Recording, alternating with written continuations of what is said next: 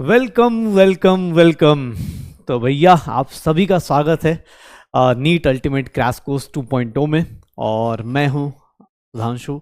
आपको पढ़ाऊंगा physical chemistry. I hope so सबने मतलब ओरिएंटेशन देखा हुआ है, बैच लॉन्च देखा हुआ है, तो सबको पता है कि मैं आपको पढ़ाऊंगा क्या, फिजिकल केमिस्ट्री। हाँ, बायो तो नहीं सोच रहे ना, बॉटनी जूलॉजी नहीं, हम लोग आपस में पढ़ेंगे और पढ़ाएंगे आपको फिजिकल केमिस्ट्री। अब ये क्रैश कोर्स है और वो भी 2.2 है, तो टाइमिंग और चीज़ों को लेके बहुत सारे मन में थॉट्स होंगे या बहुत सारे विचार आ रहे होंगे कि सर कैसे करेंगे, क्या करेंगे, बेसिक से होगा नहीं होगा। तो देखो भाई, दो चीज़ें, एक कम टाइम में ज़्यादा कुछ करना है और फाइट करना है। जैसे बहुत सारे बच्चे ना अभी इस बैच में ये भी होते हैं कि किसी कॉलेज में एडमिशन लिए रखा है या कहीं पे मतलब कहीं और इन्वॉल्व हैं, लास्ट ईयर कुछ मतलब स्कोर ऊपर नीचे था, वो वाले बच्चे भी आते हैं कि यार 2 महीने में हम फाइट करना चाहते हैं, बहुत अच्छे से करना चाहते हैं। अगर आप उस कैटेगरी में हैं तो भी आप बता सकते हैं। ये बैच रिकॉर्डेड होता है, इसका मतलब ये नहीं कि हमारा कम्युनिकेशन वीक होगा, नहीं सर। हम लोग एक सिंपल सा रूल रखेंगे कि कम्युनिकेशन अपना चलता रहे। बैच रिकॉर्डेड होगा, लेकिन आपके कमेंट्स, आपके जो भी बोलते हैं ना कि आपके जो बेसिक फीडबैक होता है वो कमेंट से पता चल जाता है कि हाँ यार बच्चों का ये चल रहा है। आप इंटरेक्ट करते रहिएगा। आपको जब क्लास में मैं बोलूंगा या क्लास में जो क्वेश्चंस आएंगे उनके आंसर्स बोलूंगा कि आप वीडियो पॉज करके अटेम्प्ट कीजिएगा, तो आप करिएगा। मतलब मैं ये उम्मीद करूंगा कि बच्चे ने वीडियो पॉज किया होगा और उसको क्वेश्चंस को अटेम्प्ट किया होगा। यहां पर नोट्स लिखने और लिखाने की बात करूं तो नोट्स लिखना और लिखाना भाई अब टाइम बहुत कम है। सिलेबस भी 1-2 दिन में एक एक चैप्टर करना है, 2-2 दिन में एक एक चैप्टर, 3-3 दिन में एक एक चैप्टर करना है। तो हमारे पास इतना सफिशिएंट टाइम नहीं होगा कि हम हर एक क्वेश्चन को अटेम्प्ट करें। लेकिन हाँ, जो फॉर्मूला शीट है, जो चीज़ें हैं, जो हम लोग बोल सकते हैं कि जिनके ऊपर हम मेहनत कर सकते हैं, जिसके शॉर्ट नोट्स बना सकते हैं, वो सब चीज़ें हम लोग कर लेंगे। वो सब चीज़ें हम लोग पूरा का पूरा फिनिश करेंगे। ट्राई करेंगे कि कम से कम टाइम में ज़्यादा से ज़्यादा क्वेश्चंस हो जाएं। इसमें इसको अटेम्प्ट करने के लिए बहुत ज़्यादा क्वेश्चंस भी नहीं कर सकते। आप डीपीपी कर लीजिए। डीपीपी के साथ साथ अभी एक 45 डेज नीट वाली बुक आई है, उसको लिख सकते हैं। वो मतलब जहाँ तक मुझे केमिस्ट्री की दिख रही थी, इसमें ये 45 डेज वाली बुक, ये मतलब जो मैंने देखा कि यार ठीक है, मोर देन सफिशिएंट है, आप इसको लेके कर सकते हैं, कोई दिक्कत नहीं। क्योंकि ज़्यादा नहीं, सारे कॉन्सेप्ट्स भी हैं ऑलरेडी, शॉर्ट नोट्स बने बनाए हैं, इसमें तो शॉर्ट नोट्स बने ही बनाए हैं अपने पास, तो शॉर्ट नोट्स भी बने हुए हैं। और प्लस गिने चुने क्वेश्चंस हैं, जो अच्छे क्वेश्चंस हैं, जिनको प्रैक्टिस करना है, कहानी खत्म करनी है। अगर मैं बोलूं कि यार 500 क्वेश्चंस की एक लिस्ट बना लो, 500 क्वेश्चंस एक चैप्टर पे कर लो, ये मुश्किल हो जाता है। अभी टाइम नहीं है इस मतलब उस तरह के क्वेश्चंस करने का। ये बुक भी मुझे मोटी ही लग रही है, लेकिन हाँ 2 महीने काफ़ी है इसको पूरा का पूरा, मतलब होता है ना खा पी के चाट जाने का, एकदम उस तरह की ये बुक है। तो आप चुपचाप इसको लेके, इसको भी लेके कर सकते हैं। बाकी आपके पास अगर क्रैश कोर्स का मॉड्यूल है तो वो कर सकते हो आप। हम लोग उसकी बातें कर रहे थे, 36 ईयर्स वाली बुक भी लेके कर सकते हो। जो भी लगता है आपको, जैसे भी आपकी प्रिपरेशन में आपको कॉन्फिडेंस आता है, आप कर सकते हो। हम सारे कॉन्सेप्ट्स को ट्राई करेंगे, सारे कॉन्सेप्ट्स को फिनिश किया जाए विद इन टाइम, सही टाइम पे। रिकॉर्डेड बैच है तो मैं पहले ही सॉरी बोल देता हूँ कि भैया हो सकता है किसी किसी दिन ऐसा भी हो सकता है कि 1.5 घंटे के बदले 2 घंटे का टॉपिक हो जाए। तो भैया घबराना नहीं है कि अरे सर आप लोगों ने तो 1.5 घंटे बोला था, 2 घंटे क्यों दे दिया। भाई देखो, तुम्हें भी पता है इस बैच को करने के बाद आपके टाइम और उस टाइम का यूटिलाइजेशन सही से करेंगे तो सिलेक्शन के पास पहुंच जाएंगे। इस बैच में जो पढ़ोगे चुपचाप उसके कॉन्सेप्ट सीखोगे और जाके उसको शाम को डीवीपी में सॉल्व करोगे, अप्लाई करोगे, बाकी इस टाइप की बुक्स करोगे, 36 ईयर्स या 11 ईयर्स की पीवाईक्यूज करोगे, सीधा सीधा।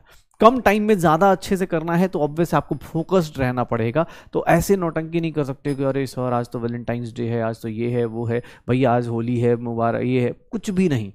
क्योंकि भैया तुम्हारी होली दिवाली सब ना अब अच्छे कॉलेज में जाके मिलने वाली है। अच्छे कॉलेज में जाओगे तभी अच्छी होली और अच्छी दिवाली मना सकते हो। अदरवाइज भैया पता चला मतलब, ठीक है ना, अगले साल भी वही सेम स्ट्रगल कर रहे हैं, कोई फायदा नहीं। जो लोग भी, अगर आप ये बैकलॉग में भी अगर ये लेक्चर देख रहे हैं तो प्लीज़ अपनी स्पीड पकड़िए। और जो लोग लाइव देख रहे हैं, जो लोग साथ साथ देख रहे हैं, उनको भी बोल रहा हूँ कि आप 12 फरवरी से ये बैच स्टार्ट हो रहा है, तो 12 फरवरी से 5 मई तक का जो रास्ता है, उस रास्ते को तय करने के लिए ना अब दिन और टाइम मत देख के पढ़ाई कीजिए। आप दिन और टाइम से परे हो चुके हैं, अब दिन और टाइम से मतलब नहीं। आप अपने चैप्टर्स को देख के पढ़ाई कीजिए, क्लास को देख के पढ़ाई कीजिए। अब ये दिन कितना 16 घंटे पढ़ रहे हैं कि 12 घंटे पढ़ रहे हैं कि 10 घंटे पढ़ रहे हैं, इससे कोई फर्क नहीं पड़ रहा। आप अपनी स्पीड को मेंटेन कीजिए, आप अपनी चीज़ों को बहुत अच्छे से करने की कोशिश कीजिएगा, ठीक है। और दूसरी चीज़, ये टाइम अभी से 8 डाल लीजिए, 2-3 महीने ही बचे हैं, तो 2 से लेके 5:20 तक, 2 to 5:20 आपके सोने का टाइम नहीं है। चाहे लेक्चर देख के थकान आ भी रही है नहीं सर, नहीं सो सकते, क्योंकि ये टाइम सबसे बेस्ट टाइम है। ये बैच जहां तक मैं देख रहा था 15 अप्रैल तक फिनिश भी हो जाएगा, तो आपको एक मोर देन मतलब आराम से 30-40 दिन मिल भी जाएंगे, जहां पर आप चाहें तो अच्छे से रिवाइज कर सकते हैं, प्रैक्टिस कर सकते हैं। टेस्ट भी होंगे इस बैच में, तो आप टेस्ट भी दे दे के अपने आप को चेक कर सकते हैं। तो कोशिश कीजिएगा इस बैच का फुल यूटिलाइजेशन करने की। एज ए टीचर मैं आपसे कुछ प्रॉमिस कर लेता हूँ, एज ए स्टूडेंट आप कुछ प्रॉमिस कर लीजिएगा। हम दोनों आज पहली बार मिल रहे हैं, बहुत सारे लोग पहली बार हम लोगों को देख रहे हैं या पहली बार मेरे से मिल रहे हैं, तो भैया एज अ टीचर मैं आपसे एक चीज़ प्रॉमिस करता हूँ कि lectures without delay, without any content कमी के मिल जाएंगे। मैं इस बात का प्रॉमिस करता हूँ। हाँ, क्वेश्चंस ऊपर नीचे हो सकते हैं, लेकिन मैं ये प्रॉमिस करता हूँ कि भैया मैं इतना अच्छा करा दूंगा कि आप इसके बाद जाके अच्छे से डीपीपी और क्वेश्चंस करेंगे तो आपको दिक्कत नहीं आएगी। कोई कॉन्सेप्ट नहीं छोड़ने वाला हूँ। किसी के मन में ये विचार आए कि नहीं सर क्रैश कोर्स है तो सर ने जल्दी जल्दी करा दिया होगा, वो छूट गया होगा, नहीं छूटेगा। हाँ, थोड़ा शॉर्टकट आप आजमा सकता हूँ, जैसे फॉर्मूलाज या एग्जाम्पल्स, ये सब चीज़ें मैं लिखाया ला सकता हूँ, ताकि उस पर कम टाइम लगे और आप भी उन कॉन्सेप्ट्स को बार बार देखें, अपना काम कर लें। ये सब चीजें हो सकती हैं, मतलब उसको बोलते हैं स्मार्ट काम करना, शॉर्टकट नहीं है, स्मार्ट वर्क करना। वो हम एज अ टीचर, मैंने क्या बोला, आपका टाइमली आपका लेक्चर आपको डिलीवर होगा। आपको अपने आप को सही करिए, क्योंकि मैं अपने आप से प्रॉमिस करता हूं कि मैं आपके बैच में जिस दिन आपने बोला है, जिस दिन जो चैप्टर बोला है, उस चैप्टर का लेक्चर प्लस उसी दिन उस चैप्टर को, अगर आपने बोला है कि सर मुझे ये चैप्टर 2 दिन में खत्म करना है, तो 2 दिन में ही खत्म कर दूंगा, विथ सब कुछ, क्वेश्चन प्रैक्टिस सब कुछ। आपको अब अपना काम करना है कि सर आप अब मेरे साथ स्पीड मैच कीजिए। आपको क्या प्रॉमिस करना है, तो आप मेरे साथ बस चलिए। मैं आपको कह रहा हूं बस चलिए, दौड़िए मेरे साथ। मैं आपको चलने के लिए भी नहीं बोल रहा हूं, मैं कह रहा हूं दौड़िए। इस बैच को जैसे ही लेक्चर्स आएंगे, जैसे ये लेक्चर देखा, आज तो पहला दिन है, आज तो सब जोश जोश में चालू करते, जोश जोश में, जैसे कोई भी बैच उठा के देख लो, कोई भी बैच उठा के देख लो, जो उसमें एकदम भीड़ होती है, अरे सर एकदम तूफान मचा देंगे, ये कर देंगे, ये कर देंगे। 10 दिन बाद तूफान अपने अंदर ही मच जाता है। वो हाल ना हो, ये प्रॉमिस कीजिएगा। आज अपने आप से एक प्रॉमिस कीजिएगा, सर आज 12 फरवरी से लेकर 5 मई तक बस मैं सिर्फ और सिर्फ अपना रहूंगा, अपने आप से ऑनेस्ट रहूंगा और अपनी बेस्ट दे के जाऊंगा। अगर आप अपने आप को बेस्ट दे के रह रहे हो ना, तो कोई ऐसा नहीं है बंदा जो आपको हिला देगा। आपके सिलेक्शन से कोई रोक नहीं सकता, अगर आप अपने आप से बेस्ट दे रहे हो तो। बहुत मोर देन सफिशिएंट डेज हैं, सही से पढ़ाई करें तो। ठीक है भैया, यही प्रॉमिस मैं आपसे चाहता हूं। मेरी तरफ से ये प्रॉमिस है कि आपको एकदम जिस दिन पे जो चैप्टर बोला गया उस दिन वो चैप्टर एंड कर दिया जाएगा विथ ऑल द कंटेंट्स। हाँ, थोड़ा शॉर्टकट हो सकता है, या बोल सकते हैं स्मार्ट वर्क। शॉर्टकट मैं इसलिए आपके लिए बोल रहा हूँ, स्मार्ट वर्क कर सकता हूँ मैं भी, और आपको भी यही इजाज़त दूंगा, आप भी स्मार्टली वर्क कीजिए। ये सारे के सारे लेक्चर्स, सारे के सारे जो PDFs हैं वो सेव कर लीजिए। सारे क्वेश्चंस जरूरी नहीं कि लिखने हैं। बहुत सारे लोग ये भी कुछ, सर नोट्स लिखे या ना लिखे, नहीं। इस टाइम पे अगर नोट्स लिखेंगे तो क्रिस्प लिखिए, छोटे से शॉर्ट नोट्स लिखिए। रीजन कि भैया अब इस टाइम पे सुंदर राइटिंग में 4-5 पेज फिर तो बर्बाद हो जाएंगे, क्योंकि मैं फिर क्वेश्चंस ज्यादा नहीं करा पाऊंगा।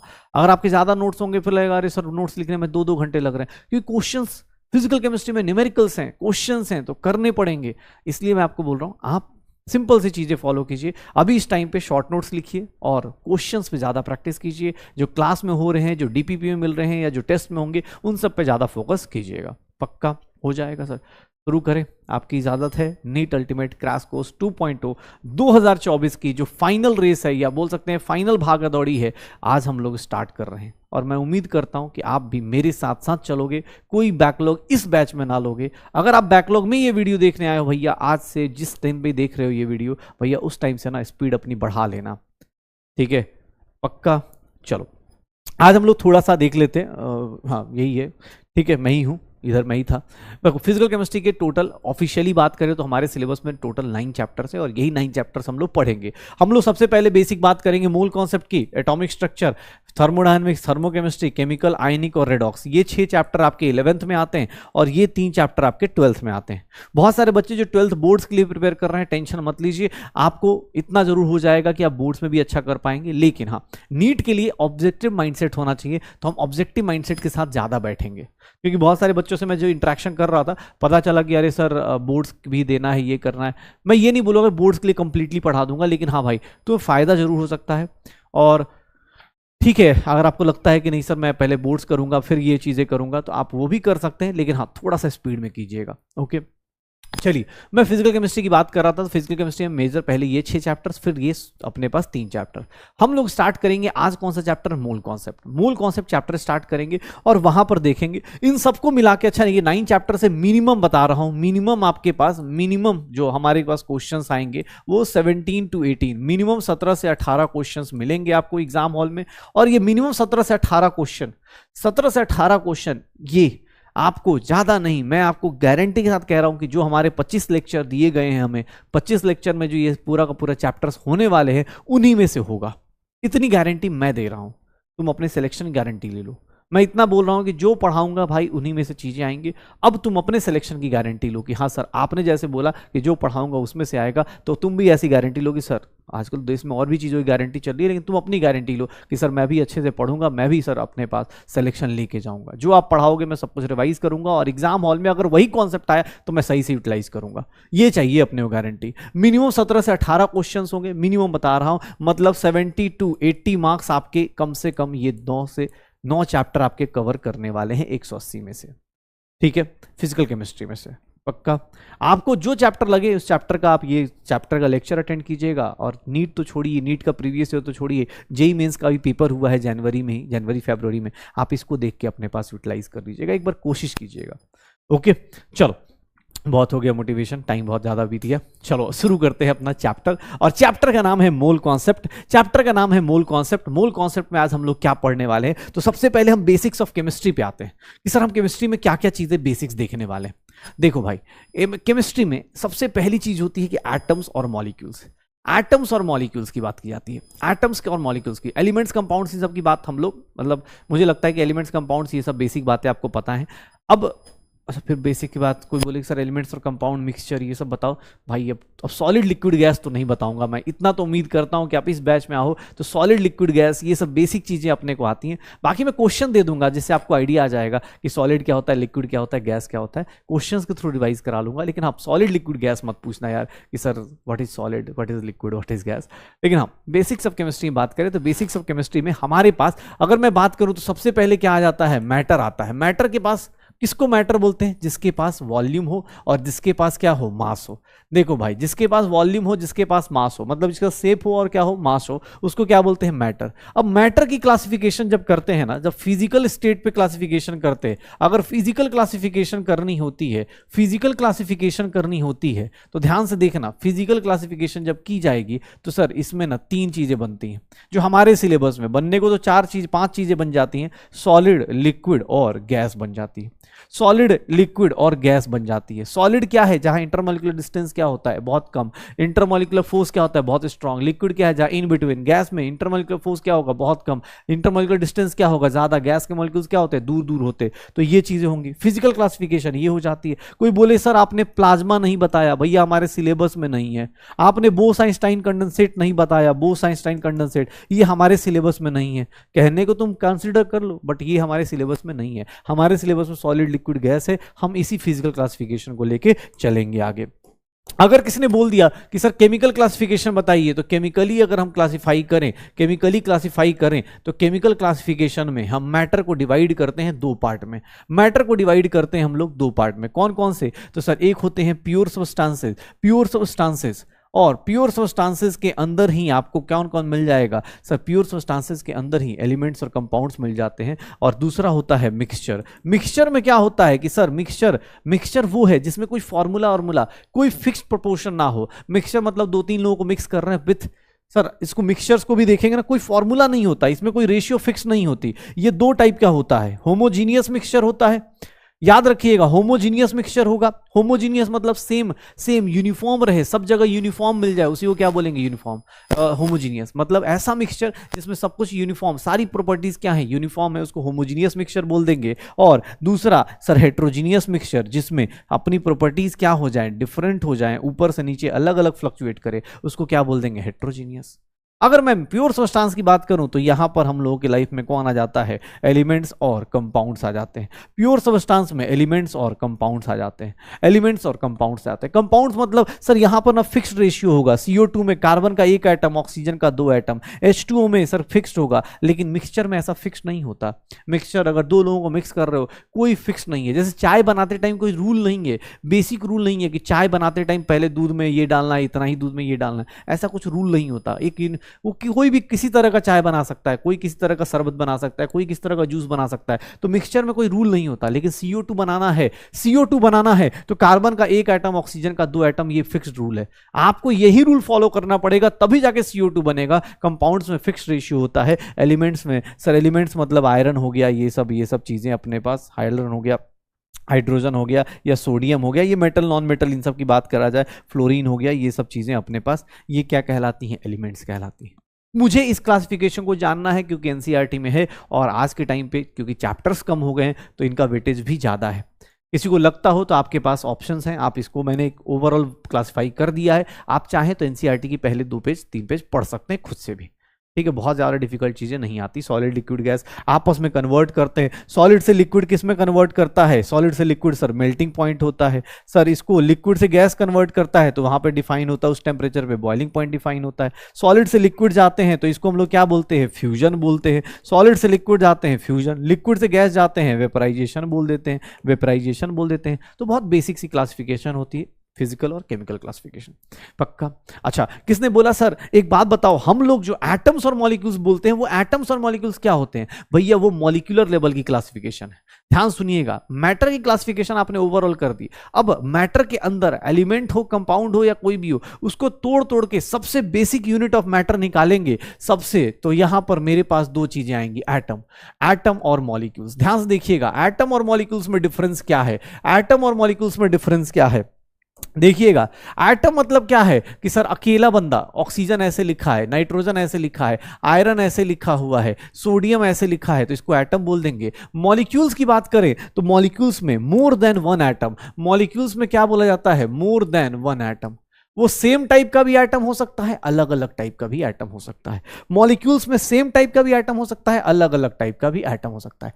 एक से ज्यादा एटम जहां हुआ, ध्यान से देखिएगा, एक से ज्यादा एटम जहां हुआ मतलब जैसे देखिएगा O2 है, N2 है, P4 है, एक से ज्यादा एटम जहां हुआ, CO2 है, H2O है, H2SO4 है, सर एक से ज्यादा एटम जहां हुए उसको क्या बोल देते हैं, मॉलिक्यूल्स। ध्यान सुनिएगा, ये 2 लगा है मतलब ऑक्सीजन के 2 एटम, नाइट्रोजन के 2 एटम, फास्फोरस के 4 एटम, ऑक्सीजन के 2, जब कुछ नहीं लगा है तो 1, H2 हाइड्रोजन के 2 एटम, ऑक्सीजन का 1 एटम, हाइड्रोजन का 2 एटम, सल्फर का 1 एटम, ऑक्सीजन का 4 एटम, तो ये 4 चीजें हो जाएंगी सर। मॉलिक्यूल्स देखो, मॉलिक्यूल्स हम लोग बात करेंगे तो मॉलिक्यूल्स में देख लो क्या क्या हो जाएगा, इसको हम लोग बोलते हैं होमो एटॉमिक मॉलिक्यूल। ये क्या कहलाता है, होमो एटॉमिक मॉलिक्यूल कहलाता है। ये क्या कहलाता है, होमो एटॉमिक मॉलिक्यूल कहलाता है।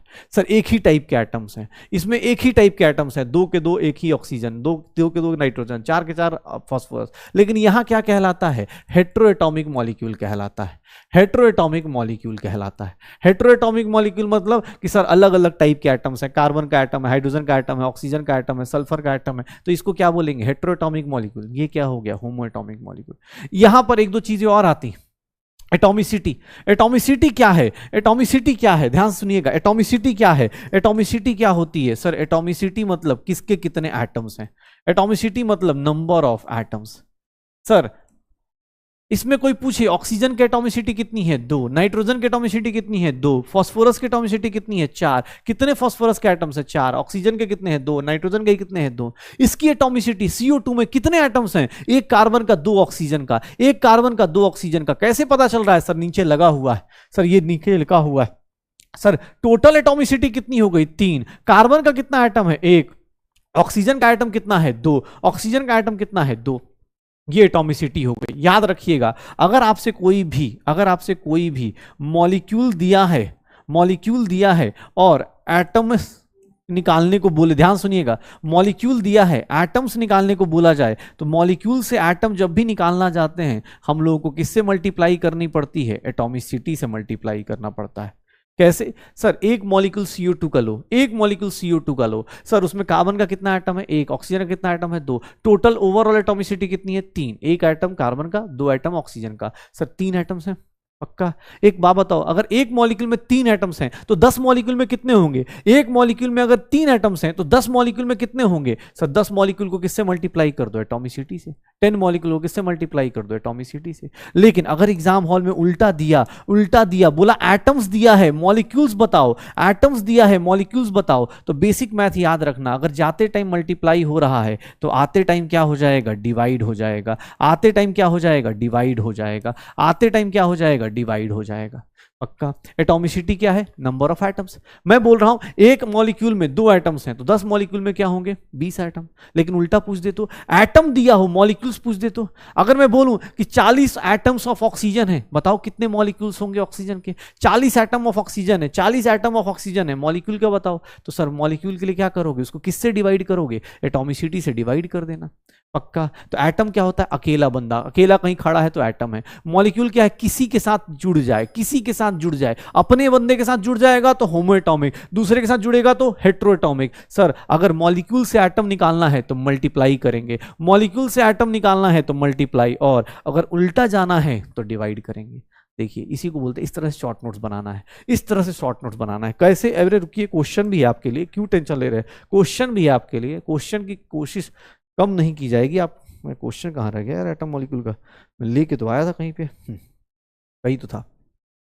अरे कहाँ चले गए भाई तुम? कैसी बातें कर रहे हो ये दोनों?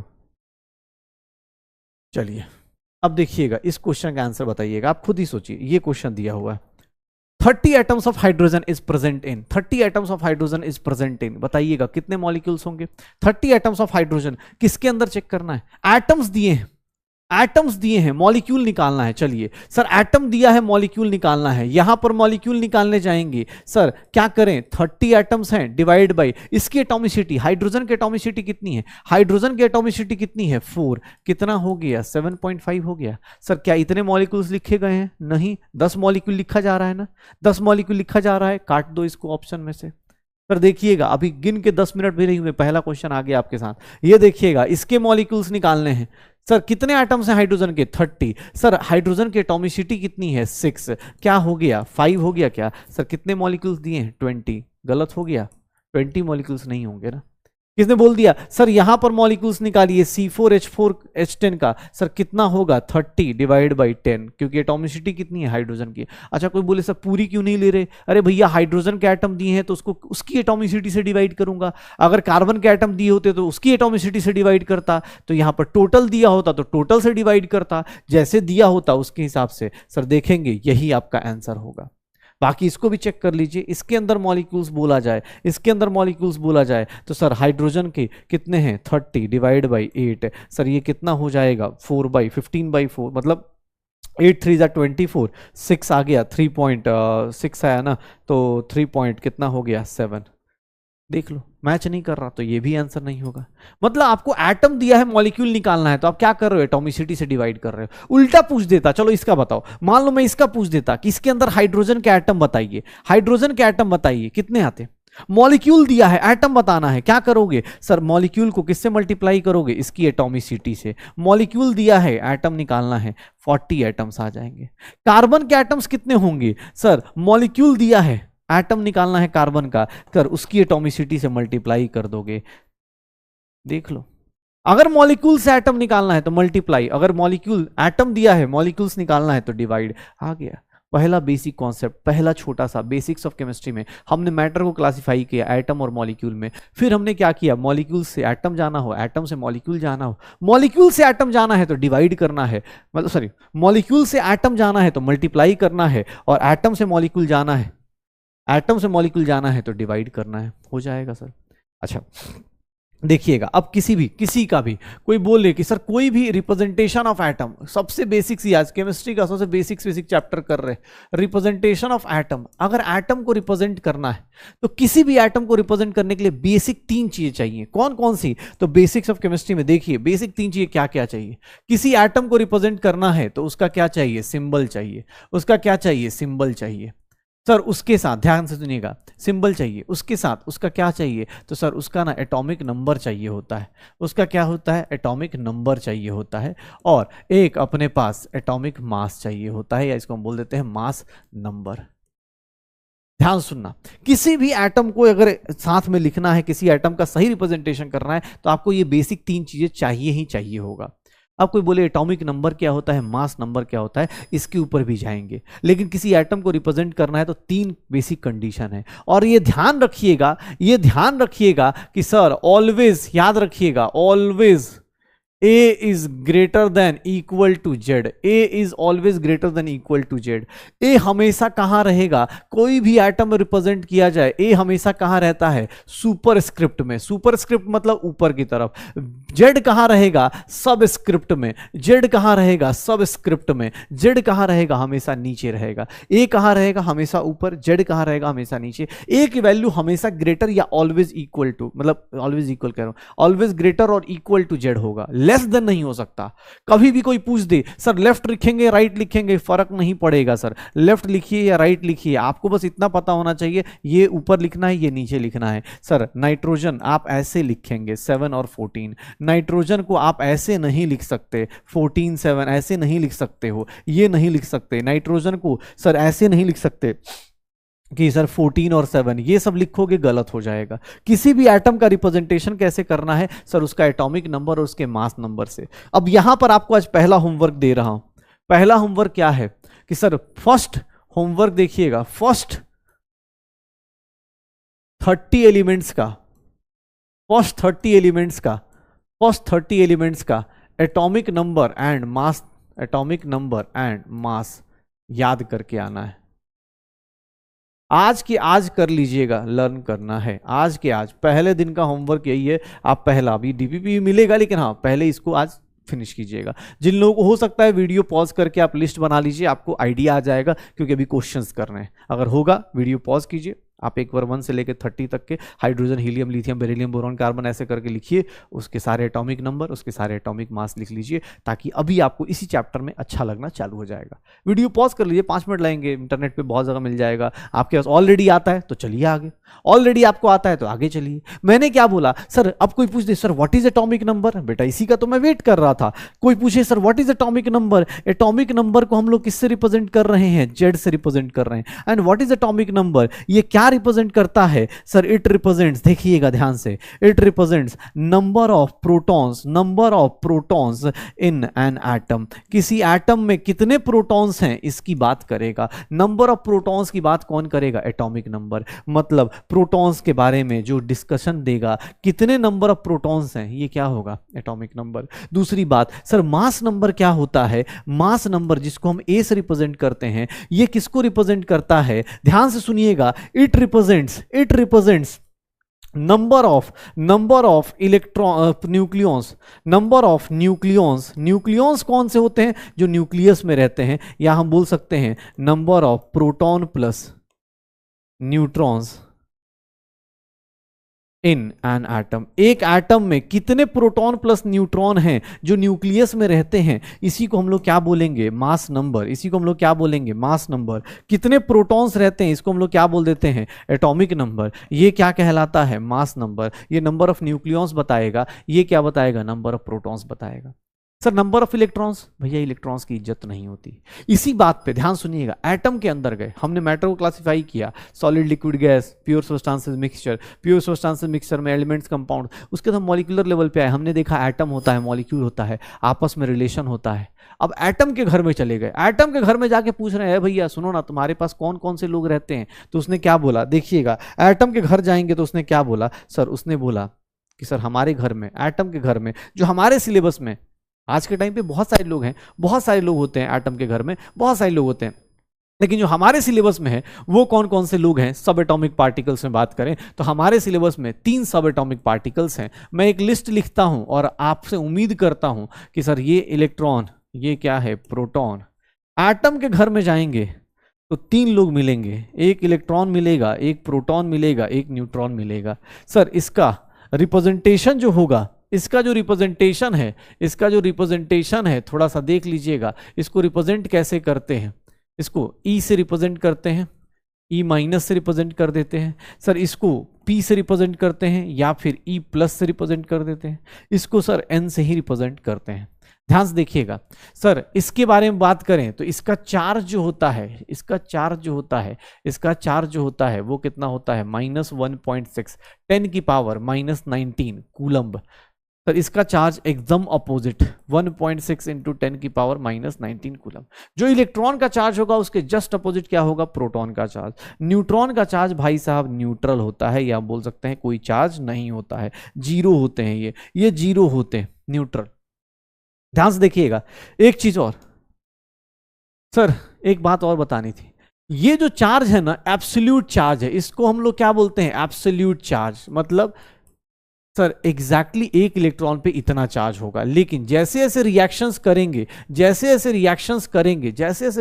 करेंगे आपको ही पता है इलेक्ट्रॉन्स की मूवमेंट से क्या होता है, केमिकल रिएक्शन होता है। इलेक्ट्रॉन की मूवमेंट से क्या होता है, केमिकल रिएक्शन होता है। तो इलेक्ट्रॉन की मूवमेंट होगी ना, अगर एक इलेक्ट्रॉन मूव करता है तो हम उसको -1.6 इंटू 10 की पावर -19 कूलम नहीं लेते, हम लोग उसको सर यहां पर एक वर्ड यूज करते हैं and that is known as relative charge. देखिएगा ध्यान से, रिलेटिव चार्ज सर इसको हम लोग क्या मान लेते हैं, -1। देखिएगा इसका यूनिट नहीं है, ये ध्यान रखिएगा -1। इस पे कितना चार्ज होगा, +1, क्योंकि ये अगर -1 है तो ये क्या हो गया +1, और इस पे कितना चार्ज हो गया 0। Relative charge is not in coulomb. Coulomb unit क्या है, मतलब ये बोल दिया गया कि सर आज से ना इलेक्ट्रॉन पे इतना चार्ज आता है। अब मैं बोलूं मैंने एक इलेक्ट्रॉन दिया तो तुम बोलोगे सर मैंने कितना चार्ज दिया, तो सर इतना चार्ज दिया। इतना बड़ा नंबर कौन लिखेगा, बेटर है कहीं पे -1 लिखा हुआ है, देखिएगा कहीं भी ऐसे लिखा हुआ है तो इसका मतलब क्या है, सर इसने एक इलेक्ट्रॉन गेन किया है। एग्जैक्ट चार्ज -1 नहीं है, एग्जैक्ट चार्ज कितना है सर, -1.6 इंटू 10 की पावर -19 कूलम। याद रखिएगा रिलेटिव चार्ज। सिमिलरली अगर मैं मास की बात करूंगा तो मास में भी देखेंगे, अगर आप मास देखेंगे तो ये देखिएगा मास कितना आता है। इसका मास लेंगे, इलेक्ट्रॉन का मास, भाई साहब जिंदगी इनकी बेकार है। इनके पास देखो चार्ज का घमंड बहुत है। इलेक्ट्रॉन जो है ना घर का सबसे छोटा वाला भाई है। देखते हो घर में जो छोटा भाई होता है उसकी कोई इज्जत होती है क्या, या तुम ही अगर छोटे हो देखो सब ऐसे ही बैंड बजा रहे होते हैं पूरे मोहल्ले। तुम छोटे छोड़ो, मोहल्ले में जो घर का सबसे छोटा बच्चा होता है यार जो आसपास का, उसको कोई इज्जत देता है क्या, कोई इज्जत नहीं। कहीं भी उसको कोई भी मतलब होता है ना, पीट रहा है, मार रहा है, पिट रहा है, उसकी कोई इज्जत, उसके ऐसा कभी सुना कि अरे मेरे छोटे भाई को उसने बोल दिया यार चलो यार लड़ाई लड़ते, ऐसा कर, बहुत रेयर होता है। छोटा मतलब स्कूल वाला नहीं, छोटा मतलब वो जो जिसकी कोई क्लास नहीं होती, जिसका कोई डिफाइन नहीं होता, जो जिसका सिर्फ एक ही काम है खाना पीना सोना और फिर आपको परेशान करना, वो वाला छोटा। बड़ा होगा तो चलो अलग कहानी है, लेकिन छोटा मतलब उसको कोई वैल्यू नहीं, उसकी लाइफ में कभी ऊपर लटका है, कभी कहीं जा, कहीं इधर बेड पे चढ़ा है, कहीं कुछ नहीं होता। वैसी हालत इलेक्ट्रॉन की होती है। इलेक्ट्रॉन के पास चार्ज होता है कि हाँ सर हाँ मेरे पास नेगेटिव चार्ज है, उसकी वैल्यू -1 है, लेकिन मास के नाम पे देखो भाई सबसे छोटू सा, इसका मास एकदम मतलब -31 kg। इसकी बात करेंगे तो इसका मास जो होगा देखोगे इसके सामने 1.67 इंटू 10 की पावर माइनस, अगर मैं बात करूं 27 kg। इन दोनों का मास देखोगे, देखो न्यूट्रॉन का, देखो न्यूट्रॉन भाई साहब देखो कितने चुपके से बैठे हुए हैं, बोल रहे हैं मैं किसी का पक्ष नहीं लेता, मैं किसी कोई चार्ज नहीं रखता अपने अंदर, लेकिन मास रखता हूं भाई साहब, आप मुझे हल्के में ना ले लें। आप देखिए सर यहां पर भी एक वर्ड यूज करा जाएगा, that is known as relative mass. Relative mass क्या होता है, इसको हम लोग क्या ले लेते हैं 1 AMU। 1 AMU याद रखिएगा, इसको क्या ले लेते हैं 1 AMU। ये दोनों चार मास क्या होते हैं 1 AMU। What is AMU? AMU is known as, AMU is nothing mass of 1 proton, mass of 1 proton और मास ऑफ न्यूट्रॉन। 1 प्रोटॉन और न्यूट्रॉन, इसकी वैल्यू होती है 1.67 इंटू 10 की पावर -27 kg। अगर कोई ग्राम में कन्वर्ट करना चाहता है तो सर इसको -24 ग्राम लिखेंगे। ये 1 AMU। AMU का फुल फॉर्म क्या है, एटॉमिक मास यूनिट। AMU का फुल फॉर्म क्या है, एटॉमिक मास यूनिट। और इसको हम लोग U से भी रिप्रेजेंट कर सकते हैं, कहीं कहीं U से भी रिप्रेजेंट कर सकते हैं। देखो इसकी वैल्यू 1 ले ली, इसकी वैल्यू 1 ले ली, भाई साहब पता है ये कितना होता है 1/1837 टाइम्स, मतलब 1 AMU का इतना कम हो जाएगा, तो ऑलमोस्ट इसको कितना मान लेते हैं 0। मैं आपको क्या बताना चाह रहा हूं कि सर आप जब देखेंगे आप जब देखोगे आपको दिख जाएगा कि सर ये क्या हो रहा है। सर इन सब का जो चार्ज है, जो मास है, इन सब का सब एटॉमिक पार्टिकल्स का जो चार्ज और मास है, एक बार ध्यान से देख लीजिए। सब एटॉमिक पार्टिकल्स का 3 एटम के घर में गए, हमने बोला यार हमने मैटर को तोड़ा, मैटर को तोड़ के हम कहां पहुंचे, एटम के पास।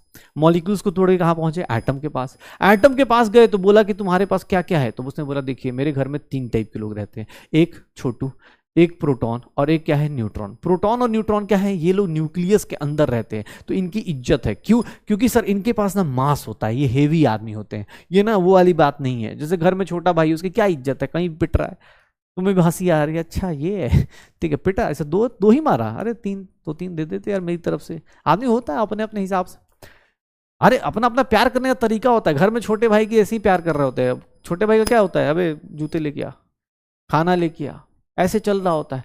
ठीक है, छोटा भाई हम लोग जो बना देते हैं उसको, या तुम छोटे हो तुम्हें ये दर्द पता होगा, जो छोटे होंगे बोलेंगे सर हमारी दुख पे आपने मतलब नमक छिड़क दिया। भाई कोई बात नहीं, अभी तुम्हारा मौका आएगा, तुम ही केमिकल रिएक्शन कराओगे, बुरा मत मानना। घर में जो जितना फसाद होगा ना वो सारा का सारा तुम ही कराओगे ना, ठीक है, वो वही करेगा। वो कहीं से कहीं फ्रिज का कहीं लाइन काट देगा, कभी कुछ कर देगा, कभी कुछ कर देगा, वही काम करेगा। तो यही काम इलेक्ट्रॉन करता है। इलेक्ट्रॉन का मास कितना है इनके रेस्पेक्ट में, 0, उसको कोई काउंट नहीं कर रहा। लेकिन भाई साहब चार्ज है, तो याद रखिएगा घर में, इलेक्ट्रॉन के घर में, एटम के घर में गए, 3 पार्टिकल मिले, इलेक्ट्रॉन, प्रोटॉन, न्यूट्रॉन। इन दोनों का मास हेवी है, इस दोनों का चार्ज अपने पास इक्वल है। इसका चार्ज -1, यहाँ +1। याद रखिएगा यहाँ कोई यूनिट नहीं है। इलेक्ट्रॉन एक ऊपर गया तो -1, एक नीचे आया तो +1, पक्का। सब एटॉमिक पार्टिकल 3 टाइप के, इलेक्ट्रॉन, प्रोटॉन, न्यूट्रॉन्स। और कोई पूछे तो ध्यान से देखिएगा, जितने भी सर केमिकल रिएक्शन जो होती हैं, अरे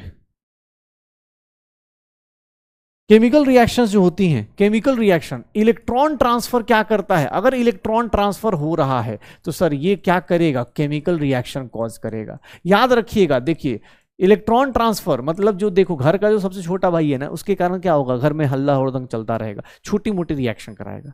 लेकिन तुम्हें ही पता है छोटा भाई जब तक हल्ला कर रहा है कोई टेंशन नहीं। लेकिन अगर कोई हेवी इंसान, प्रोटॉन और न्यूट्रॉन वाला, घर में पापा मम्मी वाले लोग, अगर अपने पास प्रोटॉन न्यूट्रॉन कुछ हुआ, भाई साहब ये क्या करते हैं, कॉजेज, ये छोटी मोटी बात नहीं करते। ये कौन सी बात करते हैं, ये बोलते हैं भाई बॉम्ब लगा दिया, न्यूक्लियर रिएक्शन करा देते हैं। इलेक्ट्रॉन का मास कम था, 0 था, चार्ज बराबर था, लेकिन बेचारा थोड़ा बहुत केमिकल रिएक्शन करके जाएगा। जितनी भी केमिकल रिएक्शंस हम पढ़ेंगे वो सारी की सारी किसके कारण होंगी, इलेक्ट्रॉन्स के कारण। प्रोटॉन और न्यूट्रॉन केमिकल रिएक्शन नहीं करते, वो सीधा बॉम्ब फोड़ देते हैं। अरे होता है ना, घर में एक आदमी होता है जिसको देख के आदमी डर जाता है, भाई ये इसने बोल दिया चुप एकदम। मान लो कोई मम्मी बोल रही है जिसकी घर में कम वैल्यू है, तो क्या करते हैं हम लोग, मम्मी बोल रही टीवी बंद कर दो, हाँ हाँ बंद कर रहा, बस ये वाला देख लेता, ये वाला देख लेता हूँ। लेकिन जैसे ही आपको पता है कि पापा या बाबा या जो भी अपने ग्रैंडफादर, अम्मा अम्मी जो भी हैं, कोई एक बार बोला चुप, एक बार में सीधा मतलब रिमोट से ही नहीं बंद करना, सीधा जाकर मेन स्विच ऑफ कर देते हैं हम लोग टीवी का। तो वाली चीजें होती हैं। तो सिमिलर इलेक्ट्रॉन ट्रांसफर क्या करता है, केमिकल रिएक्शन। प्रोटॉन और न्यूट्रॉन क्या करता है, न्यूक्लियर रिएक्शन।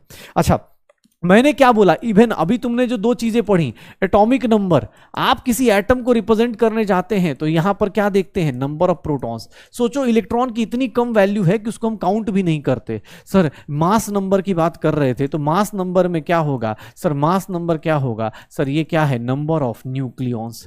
न्यूक्लियॉन्स क्यों भाई साहब, क्योंकि सर न्यूक्लियस के जो अंदर रहते हैं, कौन कौन से लोग न्यूक्लियस के अंदर रहते हैं, सर प्रोटॉन प्लस न्यूट्रॉन रहते हैं, प्रोटॉन प्लस न्यूट्रॉन रहते हैं। तो सर अगर किसी का एटॉमिक नंबर पता है मतलब उसके नंबर ऑफ प्रोटॉन्स पता है, मास नंबर पता है तो उसके प्रोटॉन प्लस न्यूट्रॉन्स पता है। लेकिन sir number of electrons, sir एक बात बताइएगा, कोई पूछ दे नंबर ऑफ प्रोटॉन्स जेड से आ गया, अच्छा चलो एक बात बताओ, नंबर ऑफ न्यूट्रॉन्स कहां से आएगा, नंबर ऑफ न्यूट्रॉन्स कहां से आएगा, सर प्रोटॉन प्लस न्यूट्रॉन ए, इसमें से क्या माइनस कर दो, जेड।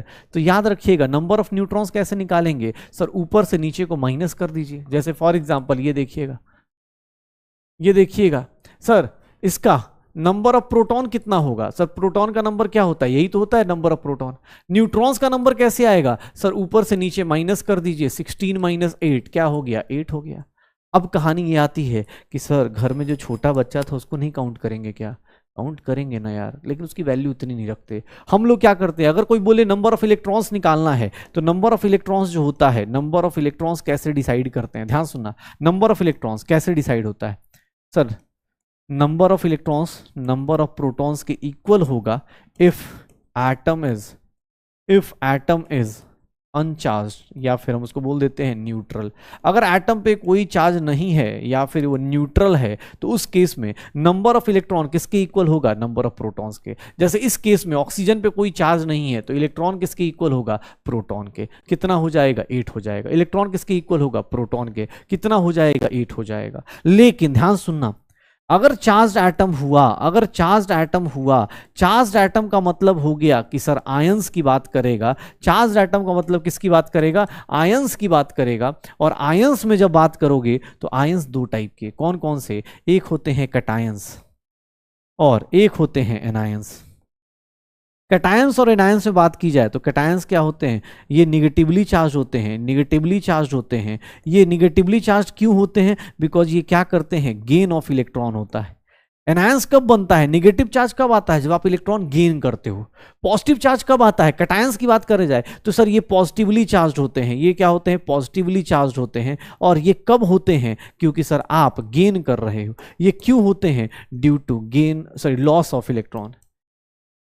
सर आपने अगर इलेक्ट्रॉन दे दिया, निगेटिव चार्ज दे दिया, तो आपके ऊपर क्या चार्ज आएगा, पॉजिटिव। अगर आपने पहला निगेटिव चार्ज दे दिया तो आपके ऊपर क्या आ जाएगा, पॉजिटिव। और अगर आपने निगेटिव चार्ज गेन कर लिया तो आपके ऊपर क्या आ जाएगा, नेगेटिव।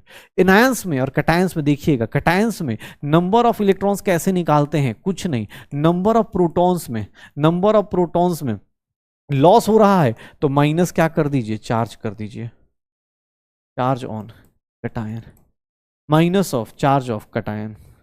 चार्ज ऑफ कैटायन को क्या कर दीजिए, माइनस कर दीजिए। लेकिन अगर एनायन है तो एनायन के केस में नंबर ऑफ इलेक्ट्रॉन्स कैसे निकालते हैं, तो number of electrons is nothing, number of protons plus क्या करेंगे सर, जो चार्ज है ना उसका मॉड ले लीजिएगा, चार्ज ऑन एनायन, इसका मॉड ले लीजिएगा, चार्ज ऑन एनायन, ये ले लीजिएगा, पक्का। तो सर कैटायन हो गया, एनायन हो गया, कैटायन हो गया और एनायन हो गया। चार्ज एटम दो टाइप के, एक पॉजिटिवली चार्ज, एक नेगेटिवली चार्ज। अगर न्यूट्रल हैं आप, अगर आप न्यूट्रल हैं तो आपके ऊपर क्या हो जाएगा, अगर आप न्यूट्रल हैं तो आपका नंबर ऑफ प्रोटॉन और इलेक्ट्रॉन क्या होगा, इक्वल। लेकिन अगर आप चार्ज हैं तो चार्ज के केस में क्या होगा सर, एक तो कैटायन होगा और दूसरा क्या होगा, एनायन। कैटायंस किसको बोलते हैं, number of electron is equal to number of protons minus, cations के नंबर ऑफ इलेक्ट्रॉन्स को नंबर ऑफ प्रोटॉन माइनस कम कर देंगे। क्यों कम करेंगे, बिकॉज लॉस हो रहा है। कम क्यों किया, बिकॉज लॉस हो रहा है। यहां प्लस क्यों किया, बिकॉज यहां पर क्या हो रहा है, गेन हो रहा है। यहां प्लस क्यों किया, क्योंकि यहां गेन हो रहा है। सर कोई बोले सर इतना बेसिक, भाई ये इससे क्वेश्चन आए हुए हैं और आपको भी प्रिपेयर्ड होना है, आपको भी जानना है इस तरह के क्वेश्चंस को, आपको भी समझना है इस तरह के क्वेश्चंस को। ये ध्यान रखिएगा, जब भी आपसे कोई बोल दे, ध्यान सुनिएगा। ये देखिए क्लोरीन है सर, ये न्यूट्रल है, यही क्लोरीन पे अगर +1 कर दूं, अब बताइए इन तीनों केस का आप क्या करना शुरू कीजिए, न्यूट्रॉन प्रोटॉन इलेक्ट्रॉन निकालिए, क्या होगा। चलिए प्रोटॉन बताइए, इन तीनों केस में प्रोटॉन सेम आएगा। क्यों, क्योंकि सर एटॉमिक नंबर सेम है। जो न्यूट्रॉन्स आएंगे वो कितना होंगे, 35 - 17 कितना होगा, 18। यहां भी न्यूट्रॉन कितना होगा, 18। यहां भी न्यूट्रॉन कितना होगा, 18। चेंज क्या आने वाला है, तो सर इलेक्ट्रॉन। क्यों, क्योंकि सर इलेक्ट्रॉन कितना होगा यहां पर, सर न्यूट्रल है तो 17, यहां पर न्यूट्रल है तो सर इक्वल टू प्रोटॉन। अगर आप न्यूट्रल हैं तो आपका इक्वल टू प्रोटॉन। लेकिन अगर यहां पर बात की जाए तो यहां पर इलेक्ट्रॉन क्या होगा, कम हो जाएगा। कितना सर, 1 कम हो जाएगा, 1 प्लस है तो निकल जाएगा +1, मतलब ये -1 हो गया। यहां पर इलेक्ट्रॉन कोई पूछे तो ये क्या हो गया, 18 + 17, 17 - 1 क्या हो गया, 16। और यहां पर इलेक्ट्रॉन कोई पूछे तो 17 + 1 कितना हो गया, 18।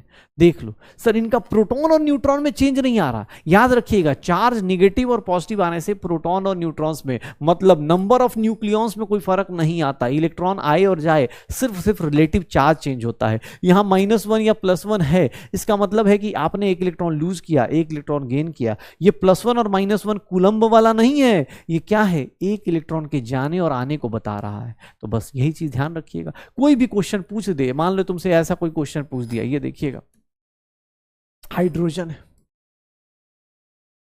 हाइड्रोजन प्लस ले लिया,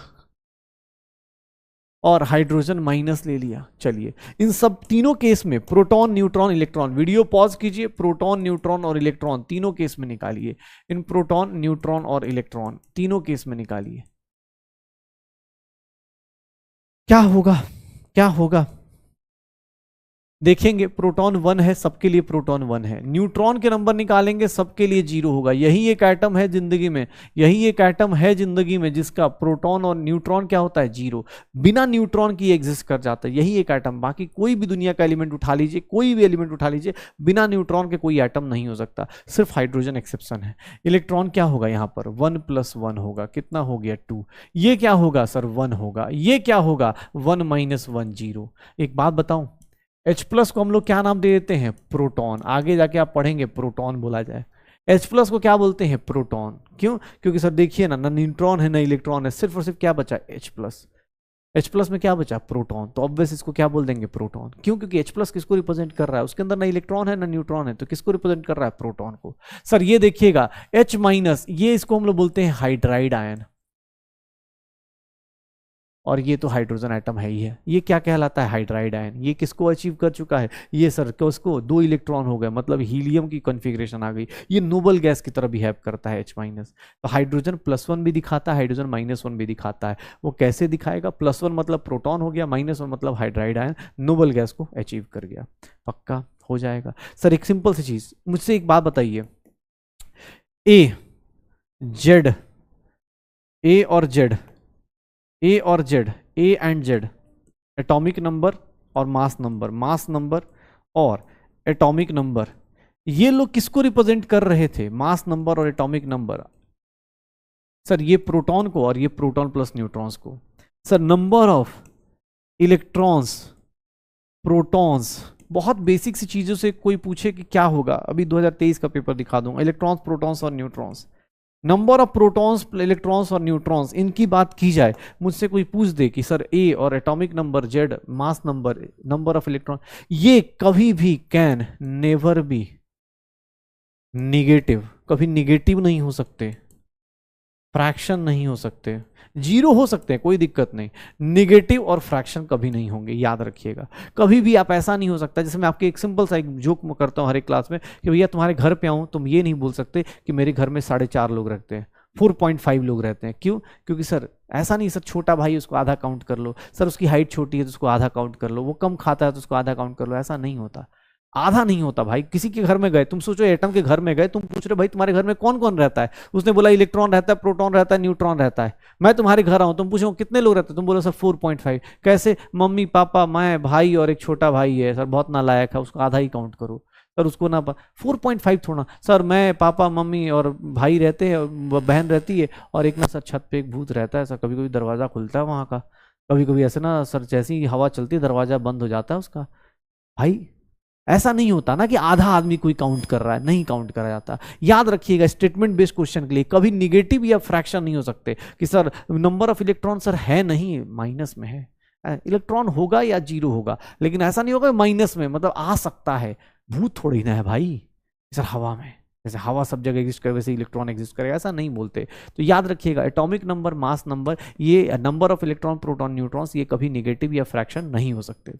फिर किसी के दिमाग में आ जाता है कि सर आपने बोला मास नंबर फ्रैक्शन नहीं होते, लेकिन मैं कुछ लोगों को जानता हूं जिनका मास नंबर, मास क्या होता है, फ्रैक्शन में होता है। ध्यान सुनिएगा, मैंने बोला है मास नंबर फ्रैक्शन में नहीं होता। आप जो बोल रहे हो ना, आप जो बोल रहे हो वो क्या बोल रहे हो कि सर एटॉमिक मास, आप बोल रहे हो एटॉमिक मास आपका फ्रैक्शन में आ जाएगा, ये फ्रैक्शन हो सकता है। कैसे, क्योंकि सर ये जो फ्रैक्शन होता है ना, ये मोस्टली मास नंबर के बराबर होता है, लेकिन atomic mass can be fractional, क्यों, बिकॉज ऑफ आइसोटोप्स।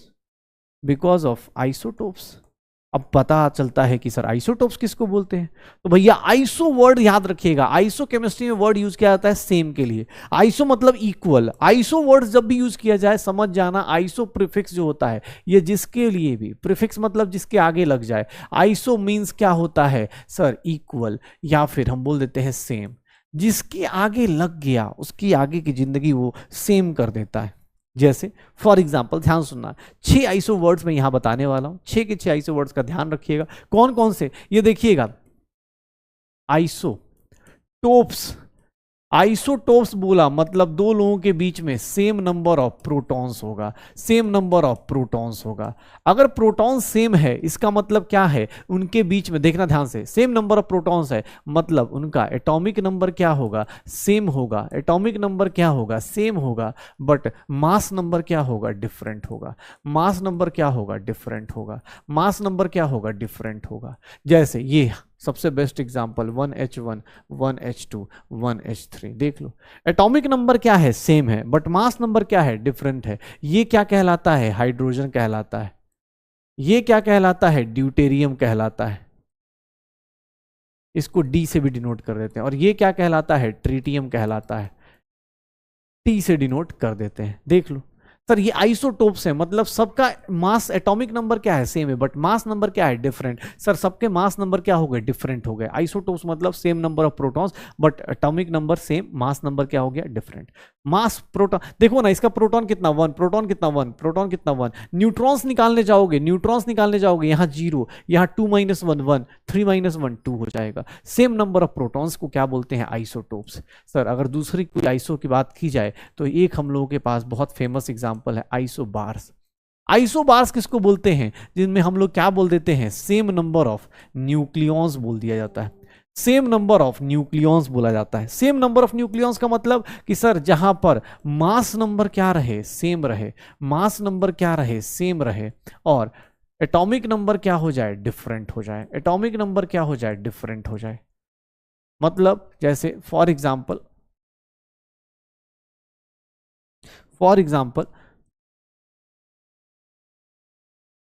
ये दोनों क्या हैं, इसके एग्जाम्पल हो गए। कैसे देखो ना, सबका मास नंबर क्या हो गया, सेम। एटॉमिक नंबर क्या है, डिफरेंट। कार्बन अलग है, नाइट्रोजन का एटॉमिक नंबर अलग है। यहां पर देखोगे दो अलग अलग एलिमेंट्स हैं, वहां देखोगे एक ही एलिमेंट है, एक ही एलिमेंट है। हाइड्रोजन के अंदर आइसोटोप्स होते हैं। यहीं पर इसीलिए बोला आइसोटोप्स के केस में ही एक वर्ड यूज किया जाता है जिसको बोलते हैं, जहां पर एटॉमिक मास क्या आ जाएगा, फ्रैक्शनल। कैसे सर, यहां ये वाला बंदा बोल रहा है मेरा मास कितना है 1, ये वाला बंदा क्या बोल रहा है मेरा मास 2, ये वाला बंदा क्या बोल रहा है मेरा मास 3। सर 1 2 3 हाइड्रोजन बेचारा डिसाइड ही नहीं कर पा रहा कि मेरा मास 1 है, मेरा मास 2 है या मेरा मास 3 है। इन्हीं लोगों के लिए जहां पर ज्यादा, एक से ज्यादा मास आ जाए एक ही एलिमेंट का, उस केस में ही हम लोग क्या करते हैं, एवरेज एटॉमिक मास निकालते हैं। अभी जस्ट सीखेंगे, लेकिन पहले ये चीज देखते हैं। आइसोबार्स हो गए, थर्ड वन ध्यान से देखिएगा। Isotopes, isobars, isotones. आइसोटोन्स का मतलब क्या हो गया, सेम नंबर ऑफ, किसी किन्हीं के बीच में सेम नंबर ऑफ न्यूट्रॉन्स आ गया तो उसको क्या बोल देते हैं, आइसोटोन्स।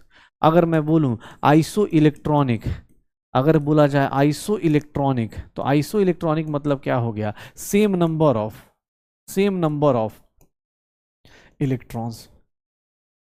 और अगर मैं बात करूं आइसो स्टर्स, ध्यान से देखिएगा, स्टर्स, आइसो स्टर्स क्या होते हैं, आइसो स्टर्स क्या होते हैं कि सर इनका, आइसो स्टर्स किसको बोलते हैं, same number of electrons and, ध्यान से देखिएगा, इलेक्ट्रॉन्स भी सेम हो और सेम एटॉमिसिटी। सर मतलब आइसो इलेक्ट्रॉनिक जो होता है वो सिर्फ और सिर्फ किसकी बात करता है, नंबर ऑफ इलेक्ट्रॉन की। लेकिन आइसो स्टर्स जो होते हैं ना, आइसो स्टर्स ये किसकी बात करते हैं, इलेक्ट्रॉन भी सेम हो और एटॉमिसिटी भी सेम हो। ध्यान से देखिएगा, जैसे मैं तुमसे ये पूछता हूं, N2 है और CO2 है, जिन लोगों को एटॉमिक नंबर, मास नंबर याद है उनके लिए आसान हो जाता है। N2 बताओ, नाइट्रोजन के पास, नाइट्रोजन का एटॉमिक नंबर कितना, 7। चलो पहले इसकी एटॉमिसिटी बताओ, दोनों की एटॉमिसिटी बताओ। एटॉमिसिटी कितनी हो गई, इसके अंदर 2 एटम, 1 एटम 3, यहाँ 1 एटम 2 एटम, तो कितना हो गया 3। एटॉमिसिटी सेम है। इलेक्ट्रॉन्स काउंट कर लेते हैं। नाइट्रोजन का atomic number 7, 7 electron, 7 × 2, plus oxygen के कितने इलेक्ट्रॉन होते हैं, एटॉमिक नंबर 8, तो कितना हो गया 22 इलेक्ट्रॉन्स। यहां काउंट करो सर, यहां पर कार्बन के कितने इलेक्ट्रॉन्स होते हैं 6, ऑक्सीजन के कितने होते हैं 8, 8 × 2 कितना हो गया 6 + 16 कितना हो गया 22। देख लो ये आइसो इलेक्ट्रॉनिक भी हैं और प्लस आइसोस्टर्स हैं। कैसे, आइसोस्टर्स का मतलब क्या होता है, आपका इलेक्ट्रॉन भी सेम रहे और एटॉमिसिटी क्या हो जाए, सेम हो जाए। आपका इलेक्ट्रॉन सेम रहे और एटॉमिसिटी भी क्या हो जाए, सेम। इनका एटॉमिसिटी भी सेम है और इलेक्ट्रॉन्स तो सेम है ही है, तो आइसोस्टर्स इनको बोल देंगे। लास्ट वन देखिएगा, आइसो वर्ड में बात करें तो इसको हम लोग बोल देते हैं आइसो डायाफर्स। आइसो डायाफर्स, आइसो डायाफर्स क्या है कि भैया आइसो डायाफर्स की बात की जाएगी तो आइसो डायाफर्स मतलब, ध्यान से देखना, इन क्या रहेगा, same difference of P minus N, मतलब इनके बीच में प्रोटॉन माइनस न्यूट्रॉन्स का जो डिफरेंस रहेगा वो सेम रहेगा। तो याद रखिएगा आइसो का मतलब सेम। अब आइसो के इतने सारे वर्ड्स आ गए, इन्हीं में आपका एग्जाम आपके हो जाएगा। अभी सोचो ना, 1 घंटा हुआ है, शायद 1 घंटा भी नहीं हुआ है, उसमें 10-15 मिनट होने पहले बात करी है। जितना अभी कराया ना, इसके ऊपर आप प्रीवियस ईयर का, मैं बोलूँ कि मैं सही पढ़ा रहा हूँ, बेटर आप प्रीवियस ईयर क्वेश्चन कीजिएगा बेसिक का। नीट 2023 का भी क्वेश्चन आपको दिखा देता हूँ, नीट 2023 का भी क्वेश्चन दिखाता हूँ। कहाँ गया भाई नीट 2023 वाला क्वेश्चन?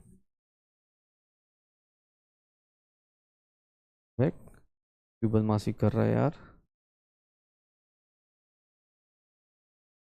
कहाँ गया? हाँ, अभी बस थोड़ा सा ही बताया है, उसी पे आपको 2023 का क्वेश्चन दिखाता हूँ। आप 2024 की बात कर रहे हैं ना, कि जो लग रहा है अरे सर आपने कुछ ज़्यादा कम करा दिया। ये लो, आप सर सोचिए, इस क्वेश्चन का आंसर बताइए क्या होगा। ये 2023 का क्वेश्चन है, नीट 2023 का। आप 2000, कोई बोले कि सर इतना बेसिक है, इतना इजी पढ़ा रहे हो, बताओ। Atoms of all elements composed of 2 fundamental particle, गलत हो गया, क्योंकि करेक्ट स्टेटमेंट 3 फंडामेंटल पार्टिकल होते हैं। कौन कौन से? इलेक्ट्रॉन, प्रोटॉन और न्यूट्रॉन। इलेक्ट्रॉन, प्रोटॉन और न्यूट्रॉन, देख लो अपने पास, देख लो क्या हो जाएगा। ए क्या हो गया? ट्रू। ए क्या हो गया? फॉल्स। ए वाले सारे ऑप्शन एलिमिनेट कर दो, एग्जाम हॉल में स्मार्टली काम करो। बी पे आओ, mass of electron is 9.1 into 10 की पावर -31, सही है स्टेटमेंट, ये गलत हो गया, ये सही हो गया। तो बी अपने पास होना चाहिए, देख लो एग्जाम हॉल में तुम्हारा आंसर आ गया। 2 स्टेटमेंट पढ़ा है, आंसर खत्म। एग्जाम हॉल में ऐसे टाइम बचाया जाता है। आज पहली क्लास में, इसलिए मैं बता रहा हूं आपको कि जरूरी नहीं कि सर सारा नॉलेज, मुझे CDE से मतलब ही नहीं भाई, मैं 2 पे अपना फिक्स हो चुका हूं, मेरा 2 पे ही काम खत्म हो गया। एग्जाम हॉल में ऐसे नीट क्रैक होगा, धड़ धड़ धड़। आप जो पढ़े, आपने सोचा ना, अभी मैं 30-40 मिनट अभी का क्वेश्चन बताता हूँ। अरे छोड़ो, तुम ये बोलोगे ना कि सर आपने ये करा दिया, फिर से अभी क्वेश्चंस देखो।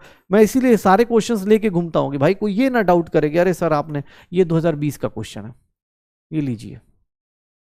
अब लिखने के चक्कर मत पड़िएगा कि सर आप लिखवाए नहीं, ये क्वेश्चन देखिए, ये 2020 का क्वेश्चन है, नीट 2020 का।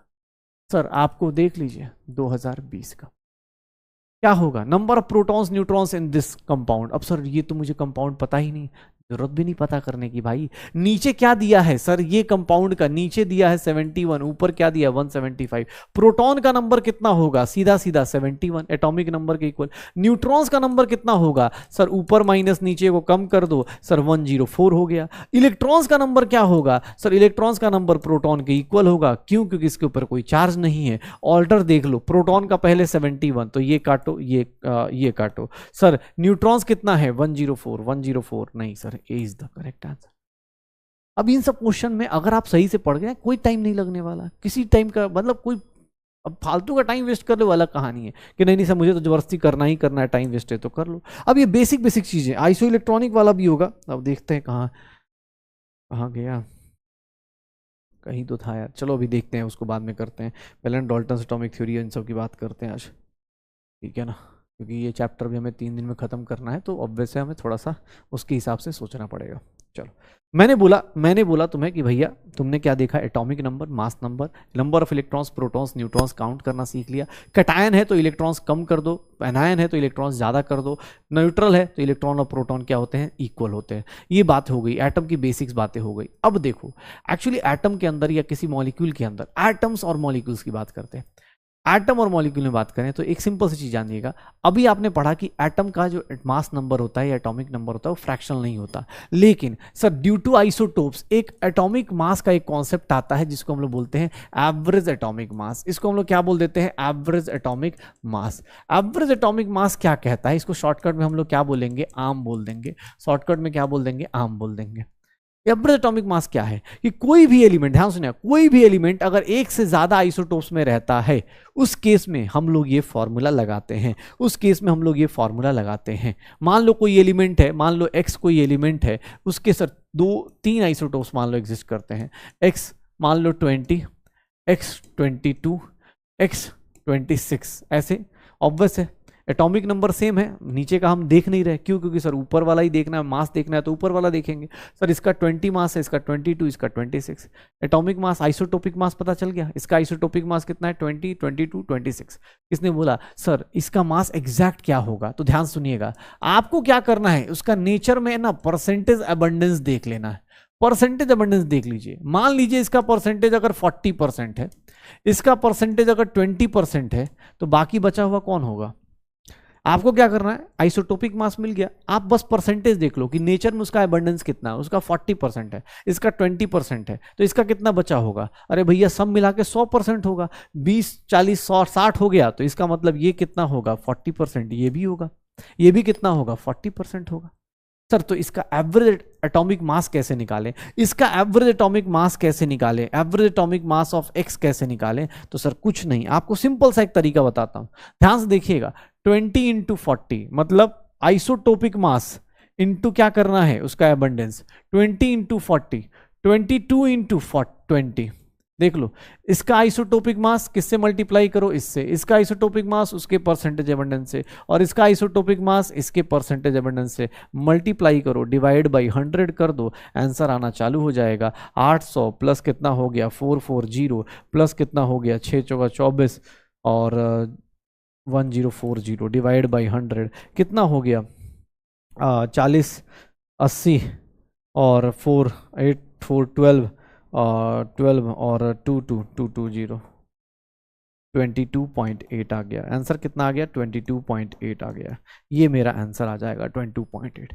अब इसको मैं फॉर्मूले के फॉर्म में लिखूं तो आपको बस ये फॉर्मूला याद करके जाना है। एवरेज एटॉमिक मास किसी एलिमेंट का निकालना है तो आप कुछ नहीं करते, आप समेशन करते हो। किसका? सर जो परसेंटेज अबंडेंस है उसको किससे मल्टीप्लाई करो? सर उसके अबंडेंस, जो परसेंटेज अबंडेंस है उसको किससे मल्टीप्लाई करो? उसके आइसोटोपिक मास से। उसके आइसोटोपिक मास से मल्टीप्लाई कर दो। सर ऐसे करके सारे आइसोटोप्स का percentage abundance into atomic mass कर दो और डिवाइड बाई क्या कर दो? 100 कर दो, आंसर आ जाएगा। डिवाइड बाई क्या कर दो? 100 कर दो, आंसर आ जाएगा। एवरेज एटॉमिक मास का सिंपल सा फॉर्मूला कि सर जो भी अबंडेंस दिया हुआ है, जैसे कोई भी अभी क्वेश्चन देखेंगे, मान लो कोई एलिमेंट दिया है, मान लो ये y है, फटाफट करना, y का 2 है, y का अपने पास 40 है और y अपने पास 45 है, y अपने पास 45 है। हाँ चलो, इसका परसेंटेज अबंडेंस मैंने दे दिया तुम्हें, इसका परसेंटेज अबंडेंस कितना दे दिया? इसका परसेंटेज अबंडेंस 20% दिया है और इसका परसेंटेज अबंडेंस 80% दिया हुआ है। What is the average atomic mass of y? Average atomic mass of y क्या होगा? निकालो, फास्ट कैलकुलेशन कीजिए, क्या होगा average atomic mass? Average atomic mass क्या होगा बताइए? क्या करेंगे? Sir 40 into 20। जो लोग करना चाहते हैं वीडियो पॉज करके बेटा अटेम्प्ट कर लो।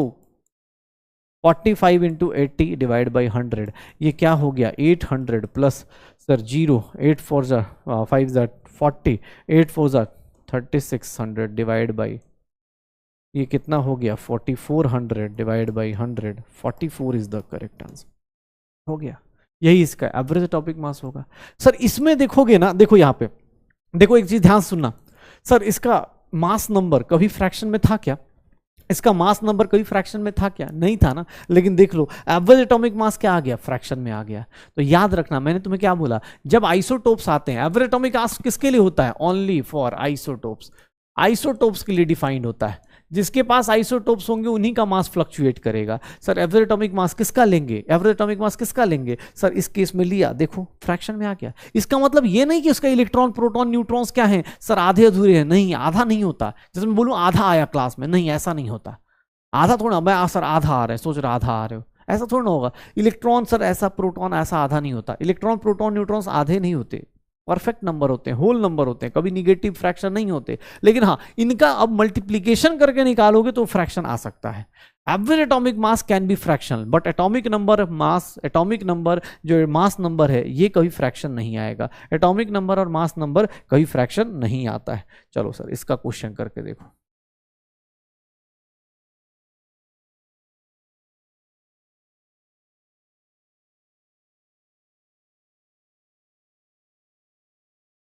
इसका क्वेश्चन कहाँ गया भाई? चलो पहले ये निकालो, दो क्वेश्चन कराता हूं, पहले ये करो। ये क्वेश्चन कीजिए, बोरॉन के पास दो आइसोटोप्स हैं। इसको फटाफट वीडियो पॉज कीजिए और क्वेश्चन अटेम्प्ट कीजिए, वीडियो पॉज कीजिए और क्वेश्चन अटेम्प्ट कीजिए। क्या होगा इसका आंसर? बोरॉन के सर 2 आइसोटोप्स हैं, एवरेज एटॉमिक मास बोरॉन का कैसे निकालें?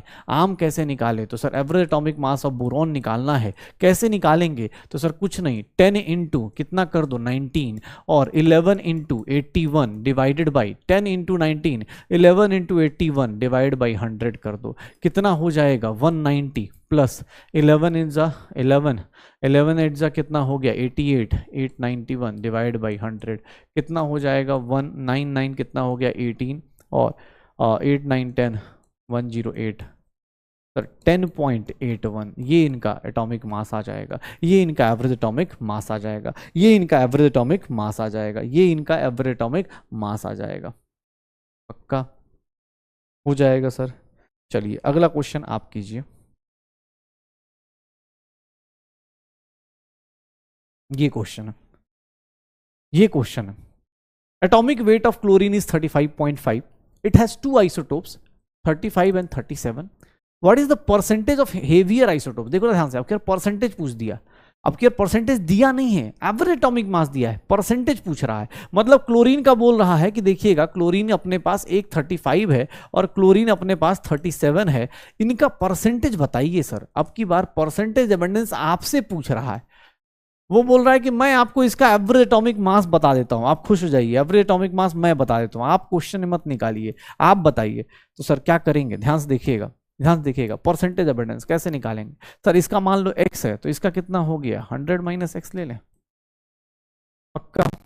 और एवरेज एटॉमिक मास का फॉर्मूला क्या कहता है कि सर एवरेज एटॉमिक मास का फॉर्मूला क्या कहता है सर? इसकी वैल्यू किसके इक्वल आएगी? 35 into x, 35 into x, 35 into x plus 37 into 100 minus x divided by क्या हो गया? 100। सर इसको इधर लाके मल्टीप्लाई कर दें। अब कैलकुलेशन कीजिए, जितना फास्ट हो सकता है कैलकुलेशन कीजिए। सर 2x की वैल्यू इसको इधर लेके आएंगे, 37 ना सर, -2x की वैल्यू, -2x की वैल्यू इसको इधर लेके आएंगे तो -150 आ जाएगी। x की वैल्यू कितनी आ गई? 75%। इसका एबंडेंस कितना होगा? 75। इसका एबंडेंस कितना हो गया? 25।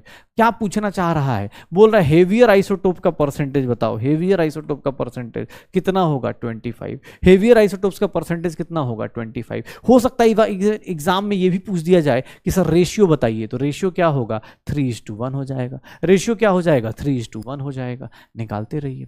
तो एवरेज एटॉमिक मास निकल गया, एवरेज एटॉमिक मास निकल गया, एवरेज एटॉमिक मास निकल गया। आइसोटोप्स के केस में आइसोटोप्स निकल गया, आइसो वो हो गए। अब देखिएगा ध्यान से, अब दो चीजें देखिएगा।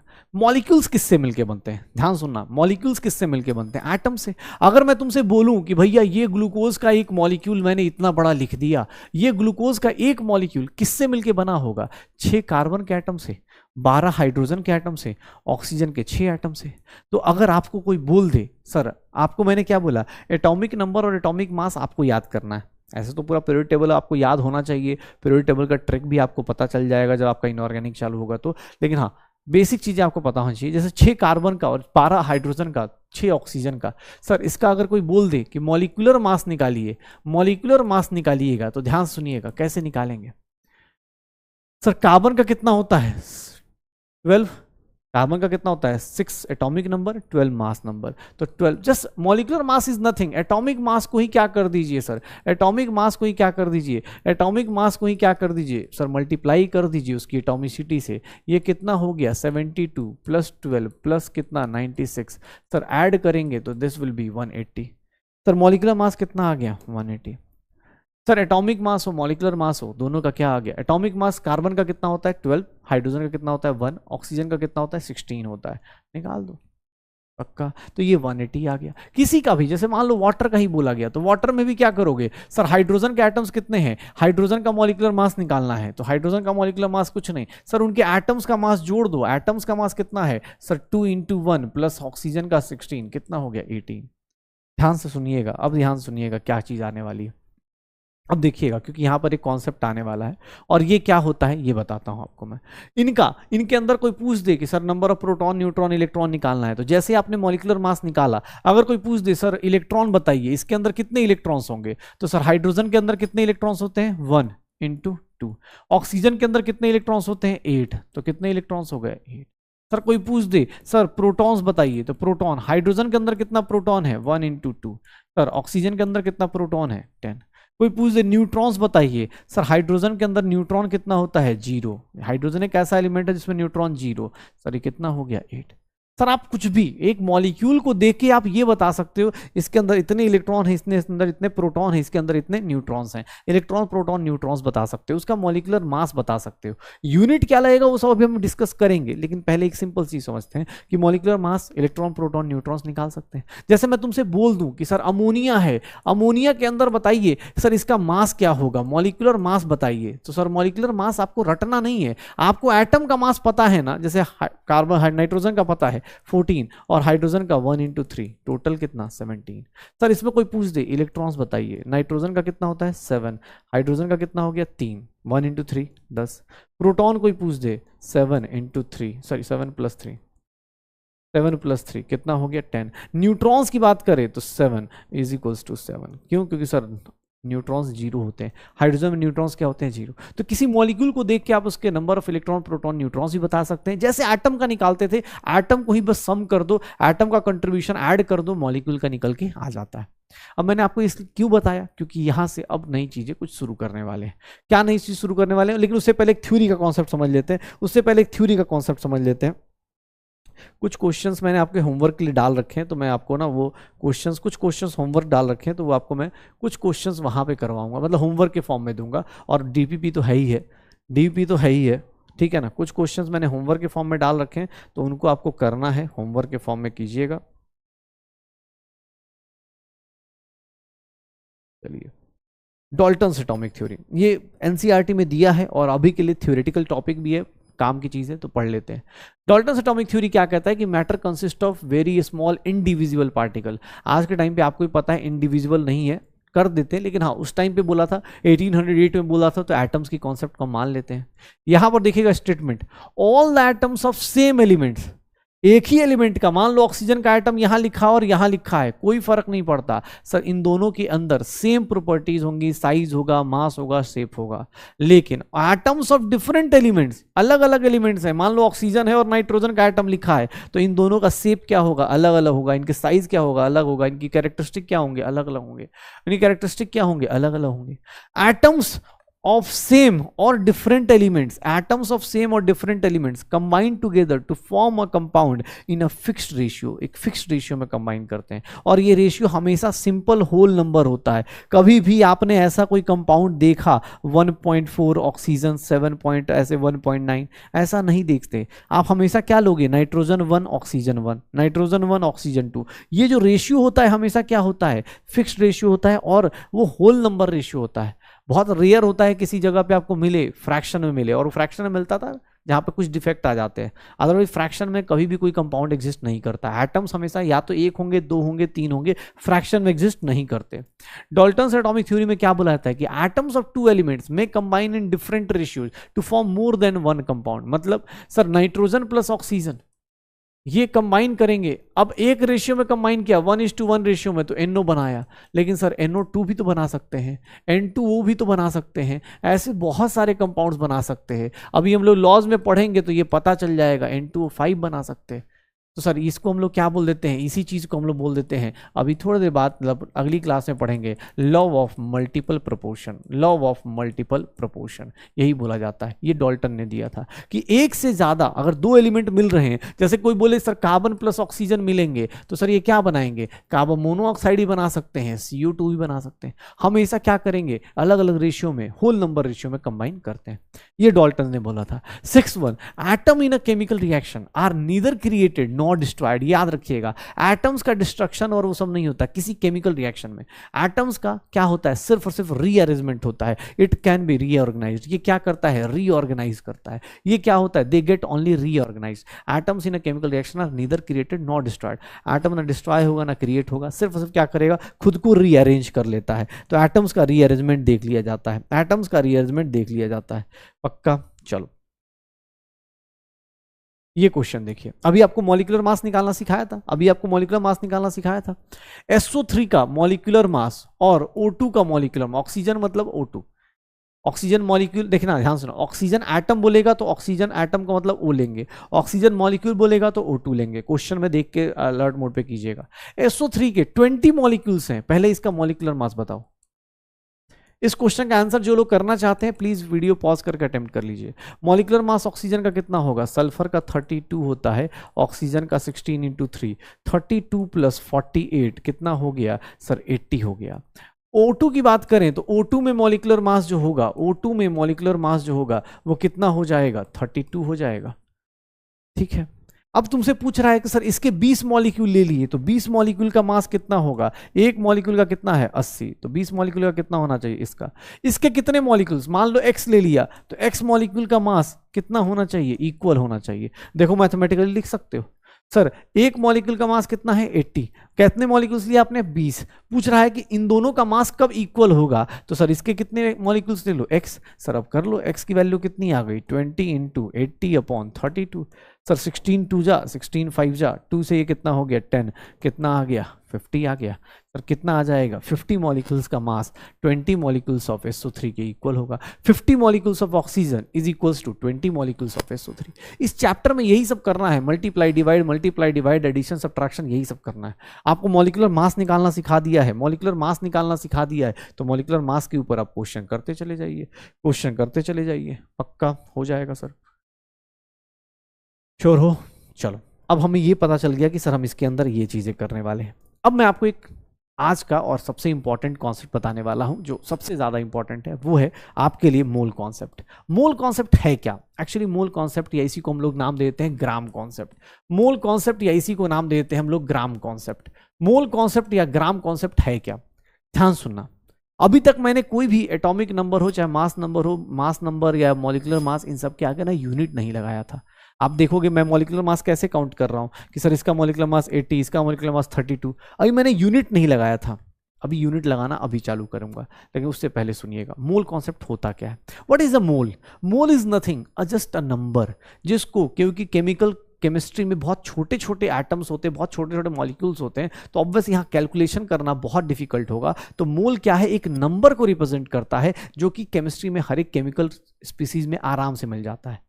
अदरवाइज मोल का ऐसा कोई बहुत ज्यादा बहुत तूफानी कुछ नहीं है। ये चैप्टर में मोल जो होता है ये कुछ नहीं, ये एक सिंपल बेसिक सा एक नंबर है, जो हर एक अलग अलग जगह पे रिपीट होगा, जिसको हम बार बार देखेंगे और बार बार लिखने का मन नहीं करेगा, तो हम उसको क्या बोल देंगे? मोल बोल देंगे।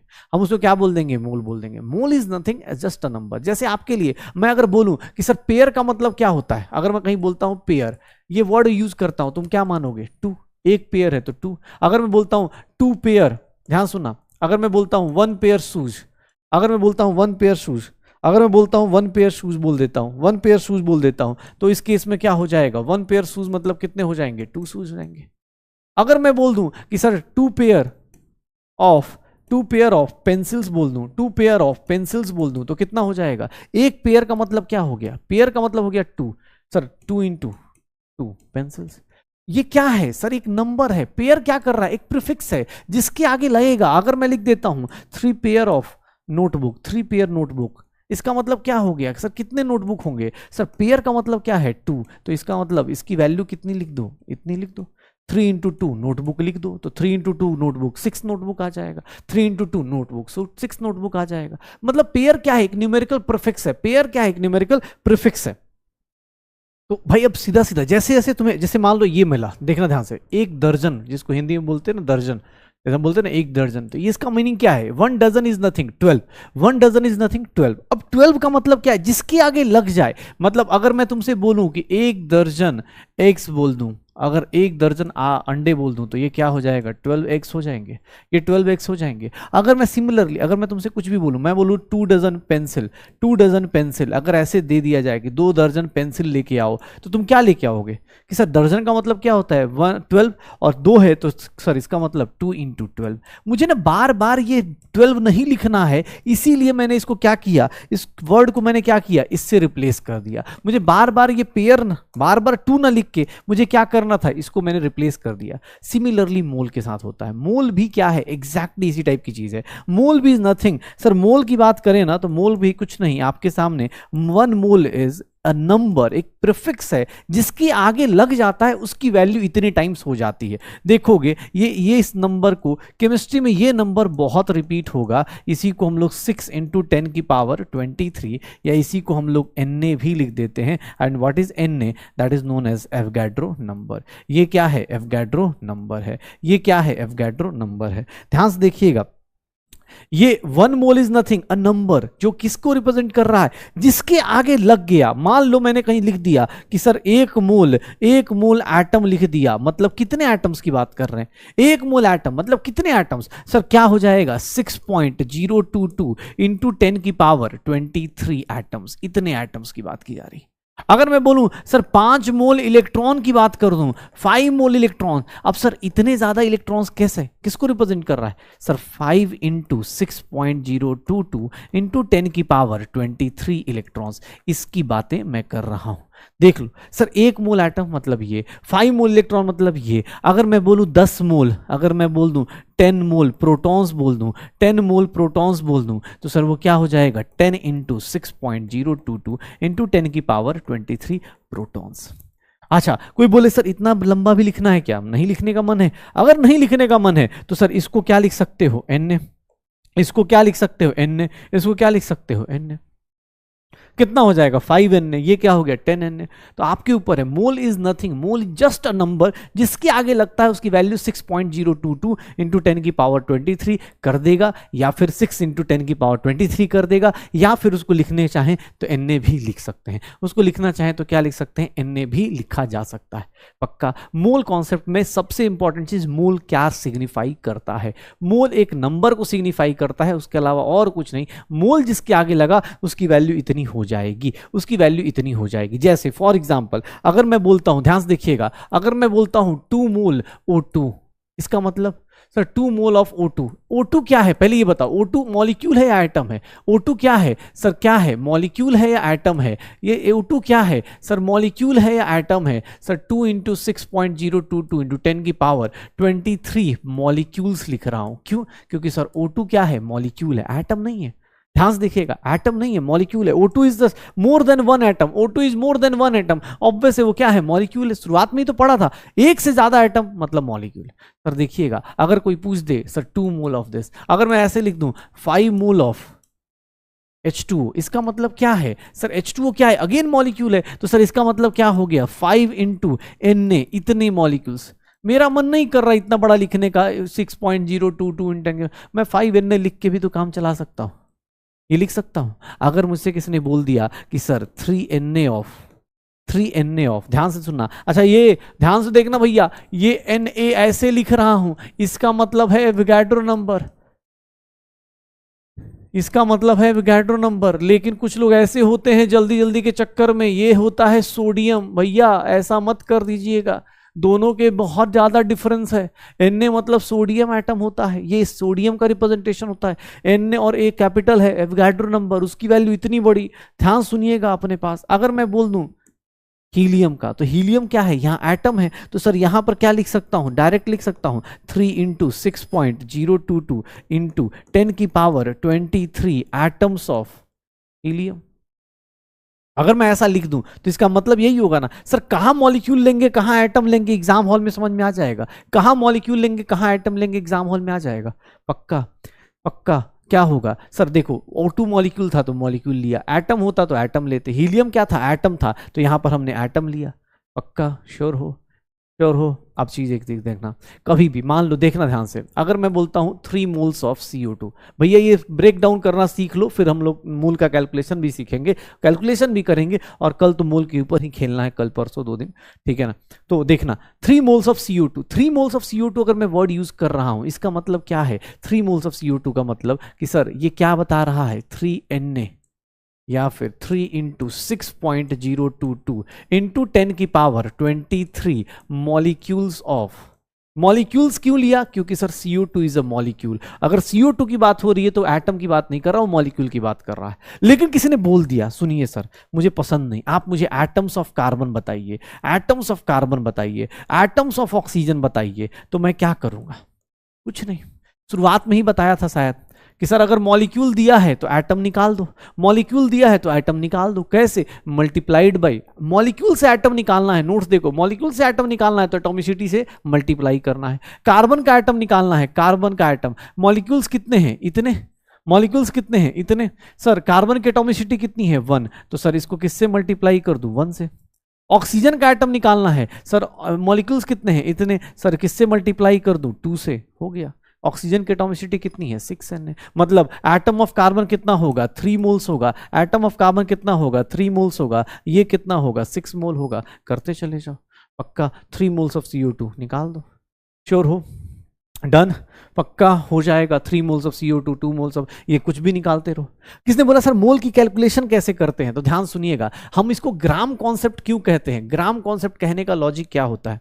मैंने आपको बोला, ध्यान सुनिएगा, H2O, मैंने बोला इसका मॉलिक्यूलर मास निकालो, मैंने बोला तुम्हें मॉलिक्यूलर मास निकालो, तुमने बोला सर एक काम करते हैं, मॉलिक्यूलर मास मतलब क्या हो गया कि सर 2 इंटू हाइड्रोजन का मास 1, 2 हाइड्रोजन है, प्लस ऑक्सीजन का मास 16, कितना हो गया? 18 हो गया।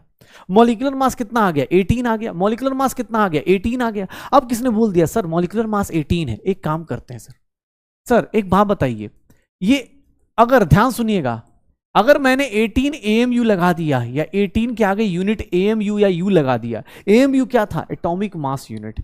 18 AMU जैसे ही लगाऊंगा ना, पता है ये किसको रिप्रेजेंट करता है? ये पता है किसको रिप्रेजेंट करता है? ये मास ऑफ 1 मॉलिक्यूल ऑफ H2O को रिप्रेजेंट करेगा। मास ऑफ 1 मॉलिक्यूल ऑफ H2O, एक मॉलिक्यूल का मास H2O के फॉर्म में, एक मॉलिक्यूल H2O का मास जो होगा उसको रिप्रेजेंट कर रहा है 18 AMU या 18U। लेकिन अगर इसी 18 के आगे, ध्यान सुनना बेटा, ये कॉन्सेप्ट ग्राम कॉन्सेप्ट, आखिर हम मोल कॉन्सेप्ट को ग्राम कॉन्सेप्ट क्यों कहते हैं, इसका रीजन समझ में आ जाएगा। मोल कॉन्सेप्ट को ग्राम कॉन्सेप्ट क्यों कहते हैं, इसका रीजन आपको समझ में आ जाएगा।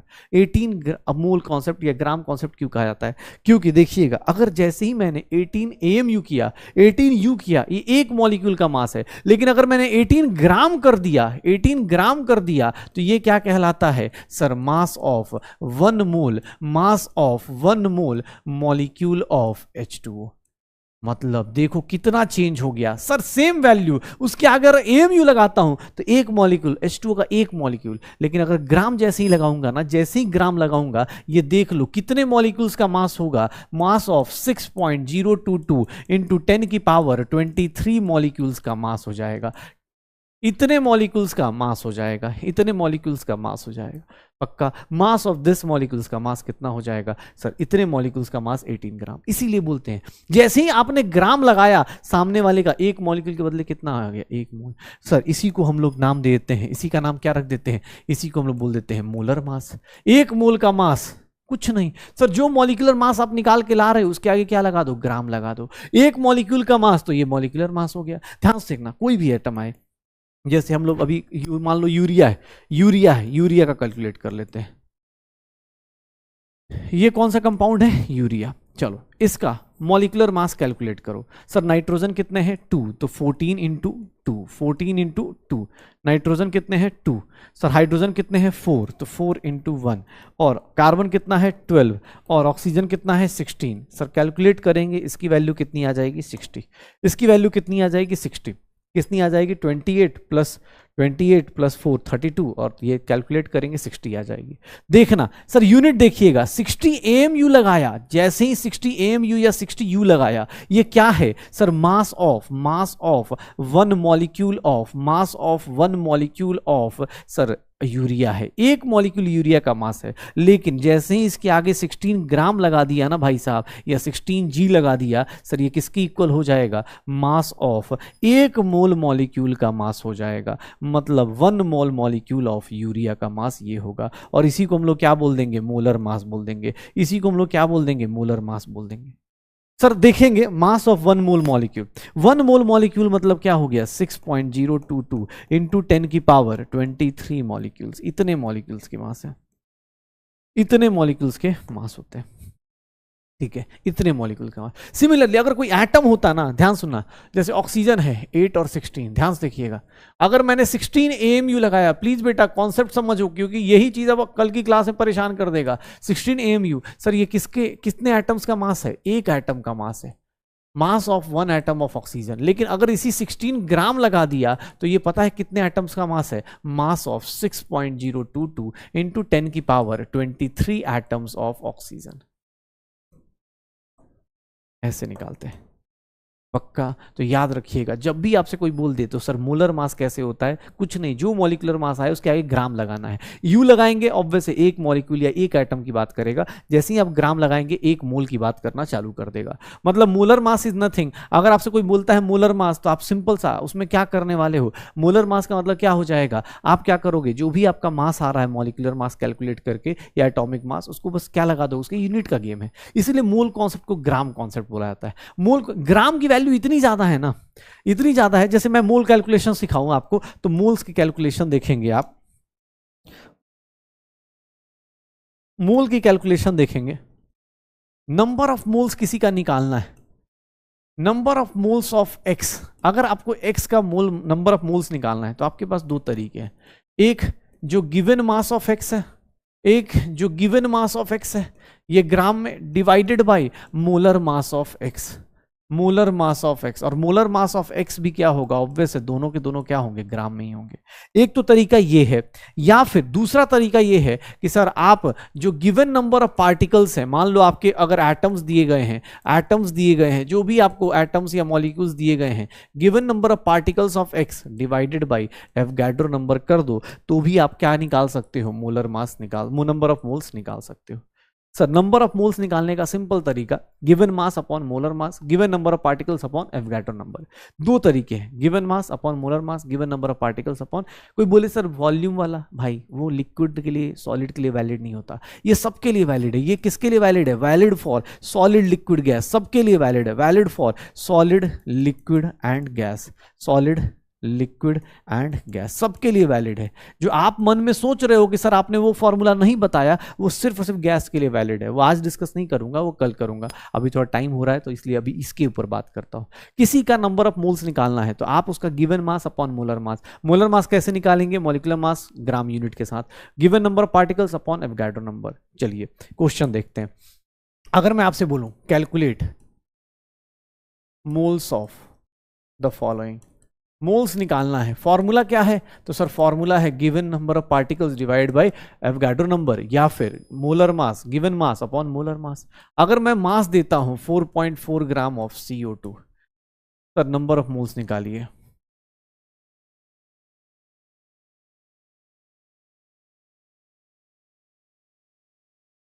इसके नंबर ऑफ मोल्स निकालिए। नंबर ऑफ मोल्स जब भी निकालने जाएंगे एन ऐसे लिखते हैं, नंबर ऑफ मोल्स निकालने की कैलकुलेशन ऐसे लिखते हैं। इसके नंबर ऑफ मोल्स निकालने ना तो नंबर ऑफ मोल्स ऐसे लिखा जाता है, नंबर ऑफ मोल्स ऐसे लिखा जाएगा। कैसे निकालेंगे, given mass upon molar mass कैसे होगा, सर ये ग्राम में है 44, CO2 का मास कितना होता है 44, सर ये 0.1 मोल ऑफ CO2 आ गया, 0.1 मोल ऑफ CO2 आ गया। यहां पर number of moles of SO3 निकालने जाएंगे तो number of moles of SO3 क्या होगा, सर आपका अपना divide by Avogadro number. Avogadro number को मैं चाहूं तो 6/23 भी ले सकता हूं, क्योंकि 6.022 भी ले सकते हो, लेकिन यार कैलकुलेशन थोड़ा वो शॉर्ट करते हैं, कैलकुलेशन शॉर्ट करेंगे तो 1/3 इंटू 10 की पावर कितनी आ जाएगी, 1/3 10 की 1/3 मोल ऑफ SO3। अब आप खुद से करो, वीडियो पॉज करना, मैं 2-4 क्वेश्चन लिख रहा हूं, आप इसको अटेम्प्ट कीजिए। 90 ग्राम ऑफ H2O आप अटेम्प्ट करके देखिए। यूरिया का भी मास निकाला था, 60 होता है।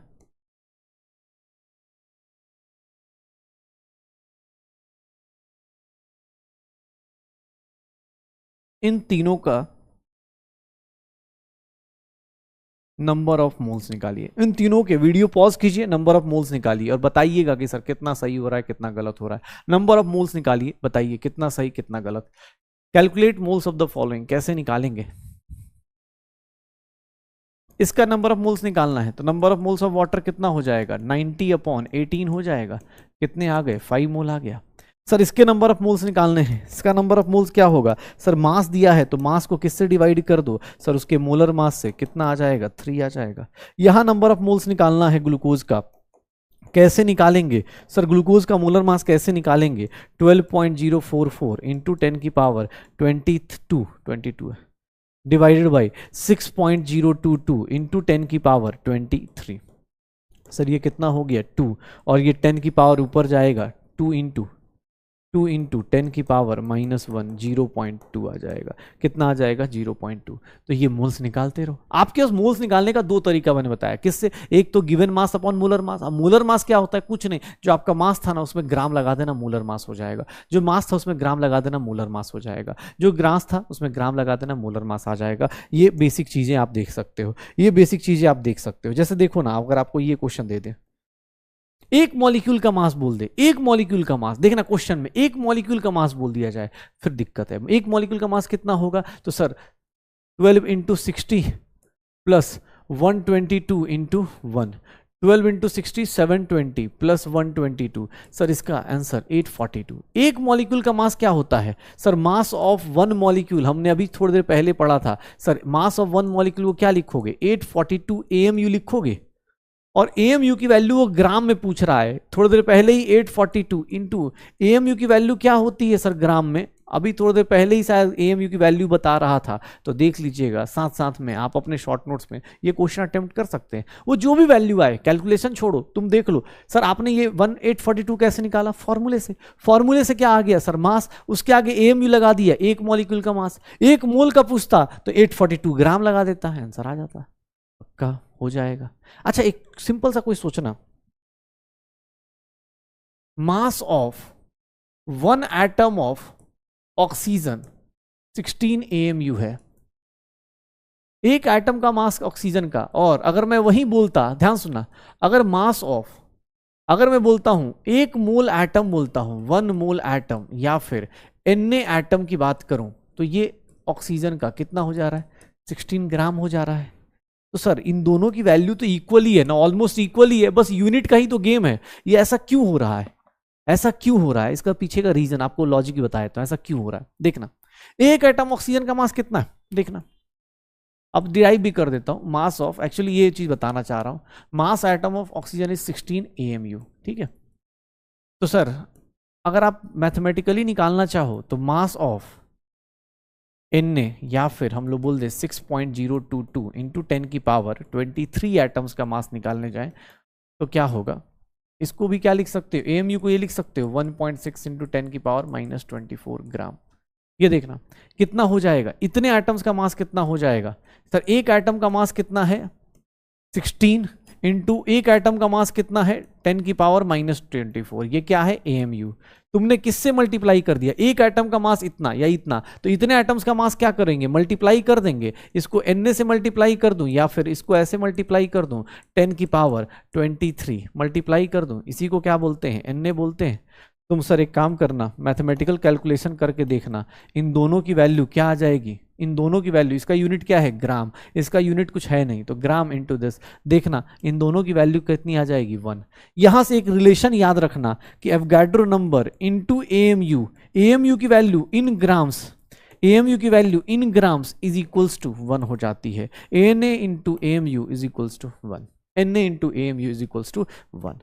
पक्का हो जाएगा सर, श्योर हो? तो चलो आज के लिए कुछ होमवर्क इसमें दे देता हूं, इसमें भी दे देता हूं, आज के लिए कुछ होमवर्क इसमें भी दे देता हूं, आज के लिए कुछ होमवर्क इसमें भी दे देता हूं ताकि आपको याद रहे, ठीक है। और कुछ होमवर्क यहाँ छोड़ के जा रहा हूं मैं आपके लिए, ताकि आप लोग अटेम्प्ट कर पाएं। जैसे कुछ क्वेश्चंस हैं जो आप लोग, मैं चाहता हूं सॉलिड लिक्विड गैस का ये जो होमवर्क है, ठीक है ना, सॉलिड लिक्विड गैस वाले जो क्वेश्चंस हैं मैंने आपके लिए छोड़े हैं। आई होप सो सब लोग करने की कोशिश करेंगे। अगर नहीं होगा आप NCERT एक बार पढ़ लीजिएगा, आपको पता चल जाएगा। ये क्वेश्चन होमवर्क में मैंने छोड़ रहा हूँ। अगर आपको लगता है नहीं होगा, मैं अगली क्लास में ये सारे क्वेश्चंस होमवर्क दे रहा हूँ आपको, ये छोटे छोटे। बाकी आपको DPP भी मिल जाएगी, वहाँ से भी आप कर सकते हैं।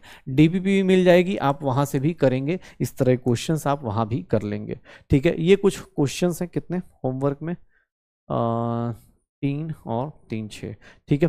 बाकी आपको हम लोग अगली क्लास में जब मिलेंगे तो अगली क्लास में कुछ चीज़ें वहाँ डिस्कस करी जाएंगी। आज हम लोगों ने स्टार्ट कर दिया है 10-15 मिनट हमने बात भी कर ली है, स्टार्ट कर दिया है और बेसिक चीज़ें स्टार्ट की हैं कि भैया एटम्स क्या होते हैं, मॉलिक्यूल्स क्या होता है। कोई बोले सर बेसिक से, तो ऑब्वियस है भाई इससे बेसिक हम नहीं जा सकते। कोई बोले सर स्लो, तो भैया वो इम्पॉसिबल नहीं है, क्योंकि एग्जाम टाइम आ चुका है, डेट्स अब फॉर्म फिल हो रहा है, तो अब इस टाइम पे अब बेसिक बेसिक करोगे तो फिर नीट 2024 के लिए नहीं बेटा, बुरा मत मानना, अब नीट 2025 के लिए पढ़ाई करो। अगर बहुत ज़्यादा बेसिक की जरूरत पड़ रही है कि सर मुझे तो ये नहीं समझ में आ रहा कि जीरो है कि ऑक्सीजन है, अगर ये फील आ रहा है तो बुरा मत मानना, ये मत बोलना सर आप नेगेटिव बात कर रहे हो। लेकिन हाँ, फिर आप थोड़ा सा आराम से 2025 की तैयारी कर लो, कोई दिक्कत नहीं यार, बुरा नहीं मानना है। अगले साल नीट अगले साल भी है, आप आराम से करो, क्योंकि फिर आप ना अपने ऊपर प्रेशर भी ले लोगे और होगा कुछ नहीं। एटॉमिक नंबर, मास नंबर, अब कोई पूछे sir atomic number, mass number, sir आपने नंबर ऑफ न्यूट्रॉन्स प्रोटॉन्स के ऊपर क्वेश्चन ज्यादा नहीं करवाए, भाई उतने ही क्वेश्चन में क्रैश कोर्स में रिवीजन कर, मतलब एक टाइप से समझो कि फास्ट गो थ्रू करना है हमें, तो फास्ट गो थ्रू ऐसे ही होता है। ठीक है, एवरेज एटॉमिक मास कर लिया कि सर एवरेज एटॉमिक मास क्या होता है, एवरेज एटॉमिक मास क्या होता है। ठीक है, तो ये सब चीज़ें हमने कर ली हैं। आप सब लोग जाके डीपीपी और प्लस क्लास के क्वेश्चंस करेंगे, क्लास के क्वेश्चंस करेंगे और ट्राई करेंगे भैया, बार बार बोल रहा हूँ क्योंकि आज पहला दिन है, ज़्यादा लिखने की कोशिश ना करें, क्वेश्चन अटेम्प्ट ज़्यादा करें, समझने की कोशिश ज़्यादा करें। एग्जाम हॉल में कोई तुमसे थ्योरेटिकल क्वेश्चन नहीं पूछेगा, नीट एग्जाम हॉल में ऑब्जेक्टिव आएगा। 3 दिन में या 4 दिन में अगर आपका कोई चैप्टर रिवाइज कराया जा रहा है तो आपको भी उसी स्पीड से चलना है, क्योंकि अगर कोई बोले कि सर अच्छे से कराइए, तो ये चैप्टर हम लोग आराम से 11th क्लास में 15-20 क्लास में कराते हैं, उतना टाइम है नहीं है ना, उतने में तो पूरा चैप्टर पूरा सिलेबस खत्म करना है। तो इसलिए आपसे विनती है और आपसे भी एक रिक्वेस्ट है, आज आपने प्रॉमिस किया है, उस प्रॉमिस को भी याद रखिएगा। मैंने जो प्रॉमिस किया है मैं उसको याद रखूंगा कि 12 फरवरी से जो चैप्टर शुरू हो रहा है या 12 फरवरी से जो सिलेबस शुरू हो रहा है, मैं अपने टाइमली अपना सिलेबस कंप्लीट करा के दूंगा। आप भी सेम चीज अपने आप से प्रॉमिस कीजिए कि सर यस सर, आप कमेंट सेक्शन में बता सकते हैं कि यस सर मैं अपना काम कंप्लीटली खत्म करूंगा, 12 फरवरी से लेके 5 मई तक एक भी दिन अपना बर्बाद नहीं करूंगा, चाहे दुनिया इधर से उधर हो जाए, मुझे अपने दिन का फुल यूटिलाइजेशन करना है। ओके, चलो तो मिलते हैं अगली क्लास में, और अगली क्लास में बहुत कुछ करेंगे।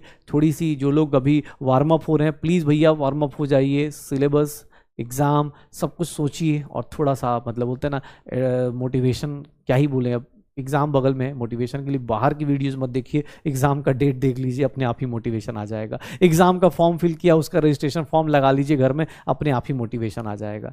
तो भैया यही आपका सबसे ज़्यादा मोटिवेशन है कि आपकी ज़िंदगी चेंज होने वाली है 5 मई को, और इससे बड़ा मोटिवेशन क्या ही हो सकता है। तो 5 मई को हम अपने नाम के आगे डॉक्टर लगाना चाहते हैं, तो भैया शुरू करते हैं आज से उसकी कहानी, और मिलते हैं अगली क्लास में। तब तक के लिए बाय बाय।